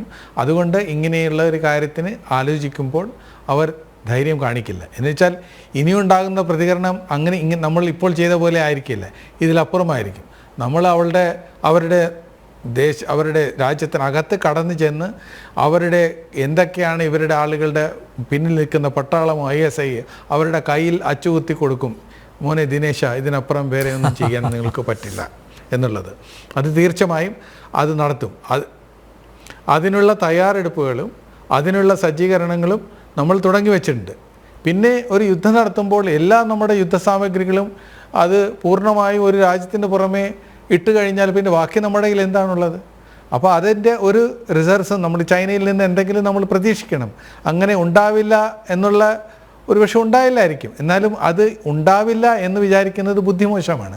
അതിനുവേണ്ടി നമ്മുടെ ഈ യുദ്ധസാമഗ്രികളും വെടിക്കോപ്പുകളും എല്ലാം അതിൻ്റേതായ ഒരു പ്ലാനിംഗ് ഉണ്ട്. അതൊക്കെ വെച്ച് നമ്മൾ റിസർവായിട്ട് വെക്കണം. പിന്നെ പട്ടാളത്തിൽ ഒരു യുദ്ധ റൂൾസ് ഓഫ് എൻഗേജ്മെൻ്റ് ഉണ്ട്. അതായത് യുദ്ധത്തിൻ്റെ ചില കീഴ്വഴക്കങ്ങൾ. യുദ്ധം ചെയ്യുന്ന രണ്ട് രാജ്യങ്ങൾ തമ്മിൽ നിൽക്കുമ്പോൾ ഒരാൾ വെള്ളക്കൊടി കാണിച്ചു വരുമ്പോൾ അയാളെ വെടിവെക്കാനുള്ള ഒരു കീഴ്വഴക്കമില്ല. അത് രാഷ്ട്രത്തിന് മാത്രമല്ല, അത് അന്താരാഷ്ട്രീയ തലത്തിൽ മൊത്തം ജനീവ കൺവെൻഷനിൽ പറഞ്ഞിട്ടുള്ള കാര്യമാണ്. ഈ സിനിമകളിലൊക്കെ നമ്മൾ കാണും, ഈ ശവശരീരങ്ങളെ ഹീറോ വന്നിട്ട് ഒരു തൊഴി ഒഴിക്കുമ്പോൾ 100 മീറ്റർ അങ്ങോട്ട് പോകുന്നു. പട്ടാളത്തിൽ അങ്ങനെ ചെയ്യാൻ പാടില്ല. ഒരു മാനുഷിക മൂല്യങ്ങളുള്ള ഒരു പട്ടാളം ഒരിക്കലും ഒരു ശവശരീരത്തിന് അങ്ങനെ ചെയ്യാറില്ല, സിവിലിയൻസിന് അങ്ങനെ ചെയ്യാറില്ല. അത് ധാർമ്മികത്വമുള്ള ഒരു പട്ടാളം നമ്മൾക്കുണ്ട്. അത് ഭാരതത്തിൻ്റെ ധാർമ്മികത്വമാണ് ആ പട്ടാളത്തിൽ പ്രതിഫലിക്കുന്നത്. ആ വിലകൾ നമ്മൾ നിലനിർത്തേണ്ടിയിരിക്കുന്നു. നമ്മളും പാകിസ്ഥാനും ഒരേ തലത്തിൽ ഒരേ തട്ടിൽ നിന്ന് പ്രവർത്തിച്ചാൽ നമ്മൾ തമ്മിലുള്ള വ്യത്യാസം എന്താണ്? പക്ഷേ പാകിസ്ഥാൻ ഇപ്പോൾ മനസ്സിലായിട്ടുണ്ട്. അതുകൊണ്ടാണ് അവർ നമ്മളോട് നേരിട്ട് പറയാതെ ആദ്യം നമ്മൾ പറഞ്ഞാൽ കേൾക്കില്ലെന്ന് ഒരുപക്ഷെ അവർക്ക് തോന്നിക്കാണും. അതുകൊണ്ടാണ് അവർ അമേരിക്കയോട് പറഞ്ഞത്. അമേരിക്കയും ട്രംപിനെയും നമ്മൾ വേറെ ആയിട്ട് കാണാം. അമേരിക്ക ഒരു രാജ്യമാണ്. അമേരിക്കയും നമ്മളുമായിട്ട് സഖ്യമുണ്ട്. ക്വാഡ് എന്ന് പറയുന്ന ഈ പസഫിക് റീജിയനിൽ അമേരിക്ക, ജപ്പാൻ, ഇന്ത്യ, ഓസ്ട്രേലിയയുടെ ഒരു സഖ്യമുണ്ട്. അത് ചൈനയെ ആ പസഫിക് റീജിയനിൽ കണ്ടെയ്ൻ ചെയ്യാനായിട്ടുള്ള ഒരു സഖ്യമാണ്. അപ്പോൾ നമ്മൾ പറയുന്ന ചില കാര്യങ്ങൾ അവർ കേൾക്കും, അവർ പറയുന്ന കാര്യങ്ങൾ നമ്മൾ കേൾക്കും. ട്രംപ് തന്നെ പറഞ്ഞിട്ടുണ്ട് ഇന്ത്യയോട്, യുക്രൈൻ ഇതിൽ നിങ്ങൾ സന്ധി നടത്തണമെന്ന്. അപ്പോൾ അതിന് തയ്യാറാണെന്ന് നമ്മൾ പറഞ്ഞിട്ടുണ്ട്. അത് മാത്രമല്ല, ചില സമയങ്ങളിൽ അമേരിക്ക പറയുന്നത് നമ്മൾ കേൾക്കാതെ ഇരുന്നിട്ടുണ്ട്. അമേരിക്ക പറഞ്ഞിട്ടുണ്ടായിരുന്നു യുക്രൈൻ യുദ്ധം തുടങ്ങുമ്പോൾ നമ്മൾ റഷ്യയുടെ പെട്രോളിയം ഉൽപ്പന്നങ്ങൾ വാങ്ങിക്കരുതെന്നുള്ളത്. നമ്മൾക്ക് വാങ്ങിക്കരുത് എന്ന് പറയുന്ന ആ ഒരു താക്കീതിനെ നമ്മൾ അത് നിഷേധിച്ചു.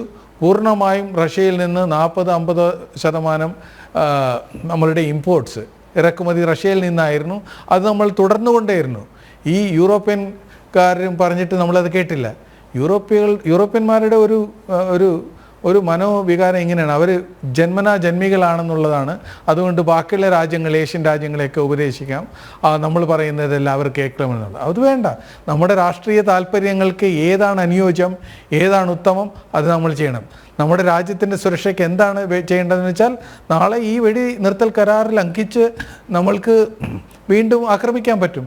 അവർ പ്രതിക്രിയ ചെയ്യുകയാണെങ്കിൽ, വീണ്ടും അതിർത്തിയിൽ ബോംബുകൾ വർഷിക്കുകയാണെങ്കിൽ, വെടിവെക്കുകയാണെങ്കിൽ, പീരങ്കികൾ വെച്ചിട്ടോ അല്ലെങ്കിൽ വീണ്ടും ടെററിസ്റ്റ് ആക്ഷൻ ചെയ്തോ നമ്മളിതിൻ്റെ 3 ഇരട്ടി ആഘാതം അവരെ ഏൽപ്പിക്കും. അത് ഉറപ്പാണ്. അതിൻ്റെ ഒരു സ്വാതന്ത്ര്യം നമുക്കുണ്ട്. അപ്പോൾ അതിനകത്ത് നമ്മൾ ഈ അരിയിൽ ഇങ്ങനെ ചരല് തേടേണ്ട കാര്യമില്ല. നമ്മൾ ഒരു കാര്യം ചെയ്യുമ്പോൾ വേറത്തെ കാര്യം പറയാനുള്ളത്, യുദ്ധം എന്ന് പറയുന്നത് ഈ റേഷൻ കടയിൽ ഇങ്ങനെ 1 കിലോ പഞ്ചസാര അല്ലെങ്കിൽ 2 കിലോ അരി അങ്ങനെ തൂക്കി വിൽക്കുന്ന ഒരു എക്സ്ചേഞ്ച് അല്ല യുദ്ധത്തിൽ നടക്കുന്നത്. ഈ കോമ്പാറ്റ് ഡൈനാമിക്സ് എന്ന് വെച്ചാൽ അത് വളരെ അധികം ഒരു സങ്കീർണമായിട്ടുള്ള ഒരു കാര്യമാണ്, വളരെ വിപുലമായിട്ടുള്ള ഒരു കാര്യമാണ്.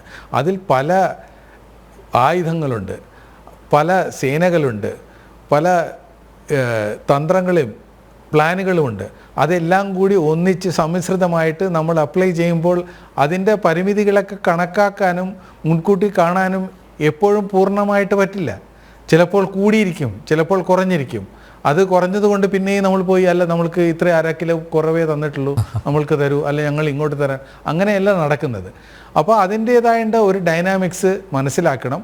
അത് മനസ്സിലാക്കാൻ പറ്റാത്തത് സാധാരണ ജനങ്ങളിൽ ഈ സുരക്ഷിത എന്താണ് രാജ്യസുരക്ഷ, എന്തൊക്കെയാണ് ഒരു പൗരധർമ്മം രാജ്യസുരക്ഷയിൽ, എന്തൊക്കെയാണ് നമ്മുടെ പട്ടാളത്തിന് വേണ്ടത്, എങ്ങനെയാണ് പട്ടാളം പ്രയോഗിക്കപ്പെടുന്നത് എന്നുള്ള വിവരങ്ങളെല്ലാം നമ്മൾ പഠിച്ചിരിക്കണം. അതിനുള്ള ബോധവൽക്കരണം ഇനി നടക്കണം എന്നുള്ളതാണ് ഇത് ഞാൻ മുൻപ് പറഞ്ഞിട്ടുണ്ട്. രാഷ്ട്രീയം കവലകളിലെല്ലാം ചർച്ച ചെയ്യപ്പെടുന്നത് പോലെ എല്ലാ കവലകളിലും രാജ്യ സുരക്ഷ എങ്ങനെയാണ് നടത്തുന്നത്, നമ്മുടെ പട്ടാളത്തിലുള്ള ഘടകങ്ങൾ ഏതൊക്കെയാണ്, അവിടെ അവരുടെ കയ്യിലുള്ള ഉപകരണങ്ങൾ ഏതൊക്കെയാണ്, ഏതൊക്കെ ബോംബുകളാണ് അവരുടെ കയ്യിലുള്ളത്, എന്താണ് നമ്മൾ ചെയ്യേണ്ടത്, ഒരു യുദ്ധം പുറപ്പെട്ടാൽ, ഒരു അണുവായുധ യുദ്ധം ഉണ്ടായാൽ സാധാരണ ജനങ്ങൾ എന്താണ് മുൻകരുതൽ തേടേണ്ടത്, അവർ വീട്ടിൽ മുറ്റത്ത് ബങ്കറുകൾ ഉണ്ടാക്കിയിട്ടുണ്ടോ, അല്ലെങ്കിൽ എങ്ങനെയാണ് ഇത് നേരിടേണ്ടത്, എങ്ങനെയാണ് ഒരു ഫസ്റ്റ് കുറച്ച് ബോംബുകൾ വീണാലോ അല്ലെങ്കിൽ വെടികൊണ്ടാലോ എങ്ങനെയാണ്, വെടി കൊണ്ടു കഴിഞ്ഞാലോ മുറിവോ പരിക്കോ ഏറ്റിട്ടുണ്ടെങ്കിൽ എങ്ങനെയാണ് ഒരു ഫസ്റ്റ് എയ്ഡ് നടത്തുക, എങ്ങനെയാണ് ഒരു രോഗി ഒരു ആഘാതം ഏറ്റ ഒരാളെ ആശുപത്രിയിൽ എത്തിക്കുക, അതിൻ്റേതായ കാര്യങ്ങളെല്ലാം നമ്മൾ പഠിച്ചിരിക്കണം. അതിൻ്റേതായ വിഷയങ്ങളെല്ലാം കൂലങ്കഷമായി സ്കൂളിലെ സിലബസിൽ വരണം. നമ്മളുടെ പാഠ്യപുസ്തകങ്ങളിൽ കുറച്ചെങ്കിലും ഉണ്ടാകണം. മീഡിയയിൽ തന്നെ ഈ ചില മീഡിയ അവർക്ക് ഡിഫൻസ് ചാനലുണ്ട്. ഒരു പ്രോഗ്രാം ഒരു മാസത്തിലൊരിക്കലോ അല്ലെങ്കിൽ ആഴ്ചയിലൊരിക്കലോ അത് ചെയ്യുകയാണെങ്കിൽ ആളുകൾ ബോധവൽക്കരിക്കപ്പെടും. അതുപോലെ ഇങ്ങനത്തെ ചോദ്യങ്ങളും അലോസരങ്ങളായിട്ടുള്ള ഈ ചിന്തകളും വാക്യങ്ങളൊന്നും ആളുകൾ പുറപ്പെടുവിക്കപ്പെടില്ല. ഇതൊരു ലഘുവായിട്ടുള്ളൊരു കാര്യമല്ല. യുദ്ധം എന്ന് വെച്ചാൽ it is A serious business. വളരെയധികം പ്രാധാന്യവും ഗൗരവമുള്ള ഇതാണ്. ആളുകൾ ഒരു സൈന്യം വേറൊരു സൈന്യത്തിന് ആക്രമിച്ച് ആളുകളെ വധിക്കുന്നു, അവരെ വളരെയധികം നാശനഷ്ടമുണ്ടാക്കുന്നു. അത് മനുഷ്യ മൂല്യങ്ങളുടെ ഒരു എതിരാണെന്ന് ചിലർക്ക് തോന്നിയേക്കാം. പക്ഷേ അങ്ങനെയല്ല. അങ്ങനെ ഉണ്ടെങ്കിൽ പട്ടാളം എല്ലാ രാജ്യത്തും പട്ടാളം ഉണ്ടാകില്ലായിരുന്നല്ലോ. പോലീസിനെ എന്തിനാണ് വെച്ചിരിക്കുന്നത്? എപ്പോഴും ഈ നെഗറ്റീവായിട്ട് ചിന്തിക്കുന്നതും ആക്രമവാസനയുമായിട്ടുള്ള വ്യക്തികളുണ്ടാകും, രാഷ്ട്രങ്ങളുണ്ടാകും. അവർക്കെതിരെ പ്രതികരിക്കാനായിട്ട് ഫോഴ്സസ്, അതാണ് ആംഡ് ഫോഴ്സസ് എന്ന് പറയുന്നത്. CRPF, central reserve police force, BSF, border security force, അത് ഫോഴ്സാണ്, ഒരു ശക്തിയാണ്, രാഷ്ട്രത്തിൻ്റെ ശക്തിയാണ്. ആ ശക്തിയെ എപ്പോഴും കെട്ടുറപ്പായി സൂക്ഷിക്കണം. അവർ പ്രയോഗിക്കേണ്ട കാര്യങ്ങളുണ്ട്, അവർ ചെയ്യേണ്ട കാര്യങ്ങളുണ്ട്. അതിലവർക്ക് സ്വാതന്ത്ര്യം കൊടുക്കണം. കുറച്ച് അങ്ങോട്ടും ഇങ്ങോട്ടും ഒക്കെ മാറിപ്പോയാൽ അതിനെ കൂടുതൽ മുറിച്ച് കഷ്ണിച്ച് അതിന് ഉപ്പ് നോക്കേണ്ട കാര്യങ്ങളൊന്നുമില്ല എന്നാണ് എനിക്ക് പറയാനുള്ളത്. ഓക്കെ, കുറച്ച് സമയം കൂടി ശേഷിക്കുന്നുണ്ട്. ഈ പുൽവാമ പരാമർശിക്കാതെ പോകാൻ പറ്റില്ല. കാരണം പുൽവാമയിൽ ഒരു വെളിപ്പെടുത്തൽ ഉണ്ടായിട്ടുണ്ട് ഇന്നത്തെ ദിവസം. നേരത്തെ അതൊരു സ്റ്റേറ്റ് സ്പോൺസേഡ് ടെററിസം ആയിരുന്നു എന്നൊരു വിമർശനം, അത് തിരഞ്ഞെടുപ്പിലടക്കം കോൺഗ്രസ് ആയുധമാക്കിയതാണ്. പക്ഷേ ഇന്ന് സത്യം പുറത്തു വന്നു. അത് Pak air marshal, vice marshal, അദ്ദേഹം പറഞ്ഞത് അത് ടാക്റ്റിക്കൽ ബ്രില്യൻസ് ആണ് പാകിസ്ഥാൻ്റെ എന്നുള്ളതാണ്. ഇപ്പം കൂടുതൽ കാര്യങ്ങൾ അതുമായി ബന്ധപ്പെട്ട് ചർച്ച ചെയ്യപ്പെടും വരും ദിവസങ്ങളിൽ. അതുകൂടി നമുക്കൊന്ന് ചെറുതായി ഒന്ന് പരാമർശിച്ച് പോകാം. തിരിച്ചു വരാം ഇടവേളയ്ക്ക് ശേഷം.